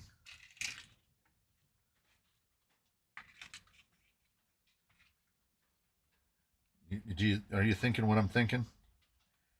Cut that front out. Solder an extension on. It's what I'm thinking, because it's a 2-in-1. It's the receiver. It is a receiver. Just mount the whole, just put the whole thing in there. That's what I'm thinking. Have to run the power wire down and under to get to the battery up in the front. Oh, and then, picture if you will. Yeah. We're going to be doing a thing. Know what I'm saying? We're going to be doing it. I almost lost one of the pins that holds the hood down. Would have been a disaster. So you know what I'm going to do? I think you do. If you're acting like you don't, act like you know.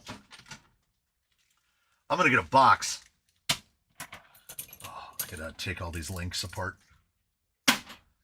I'm going to get a box. I'm going to drop this bad dog in it. And she's going to sit there. She's going to sit there for a week. Untouched. Absolutely untouched. And next Friday, we'll do it again. That's a 45 turn on there. 1687. What we might end up having to do, I think this might be something of an eventuality. Oh no, this isn't a Canyon original. I stole this idea from the man from Oklahoma. He definitely did this first. Well, okay. let me bring up the picture again. All right. So, okay, look at that. Now look at that. Wait, let me position it so that it looks more the same. We'll get it. So he's about like that. Look at that. Now look at that. Now look at that. Now look at that. So I don't think I invented the wheel here. I took, and his are this is all his work right here. So he's running the little nod 2 in there, and you know me, I love me a Stealth X. Do I have an uncut box?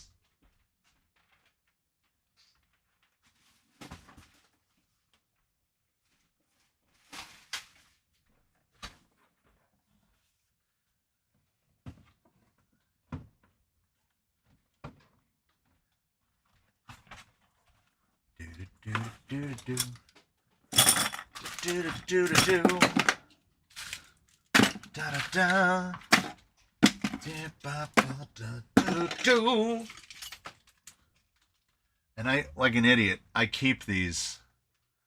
I keep those too, and I don't know why.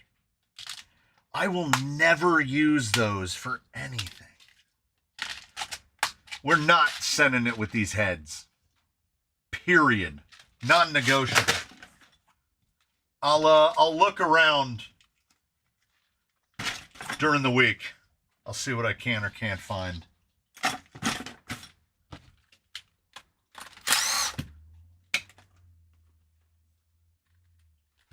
Yeah, well, I'm using the Midwest Goodbye as a cover for the fact that I'm cleaning up.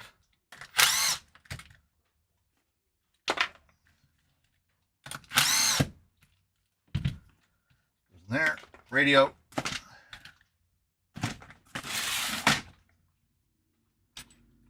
That goes in there too. Did we do it? How do y'all feel? What's the feeling on the day? Did we do it? Is it dude?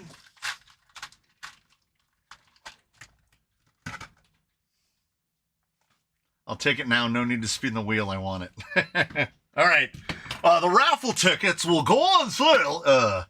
But it makes me feel an in-house term, blorchy. On the one hand, I get it. I said the same thing on Wednesday. I get it. When you make your hobby your jobby, it has to be sustained. This is not my jobby. This is not my jobby.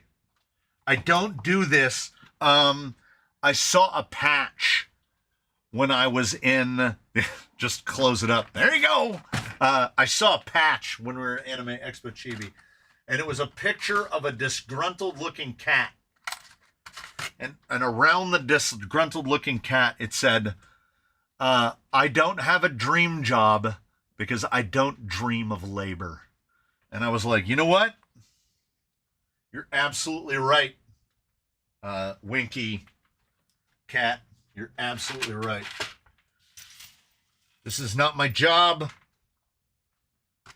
This is a pursuit.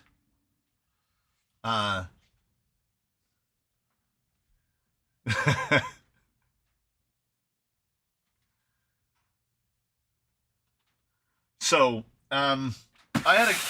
everybody, you know what we did? What dropped all the sand? Was it the trenchers? Thanks everybody. We did the thing. Let us check. Is camera 2 off? Yes. Is camera 3 off? I'm waving my hand under it. Yes. Camera 1 is still on. We're going to go like this. I've also got to go shut down the laser. Oh, so If you wanted any of the wheels or anything, send me an email. Let me know. Oh. Can do.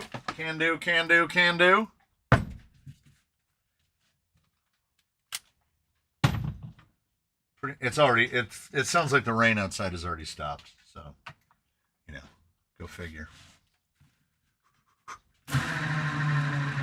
Now, we will find out if it holds true and it rains all day tomorrow like it's supposed to. I really messed up this fingernail feeding it into a screw. Trying to get those stupid screws out. Candy cane will recommence on the 21st, and then we will give it away on the 28th via a spinning of the wheels. You must be a member to win, and if you have won before, you cannot win again. Ooh, almost poetry. Thanks so much, everybody. I will see you again. Quick view tomorrow. Something else on Sunday. Ooh, okay. We might cut the camera off too early. But, are you ready? Are you ready? This is for the U106 here in the last moment. Something else coming up on Sunday. What? I'll see you then, everybody. I'll see you in all the old usual places. Thank you so much for joining us here in the canyon. We're going to see you next time.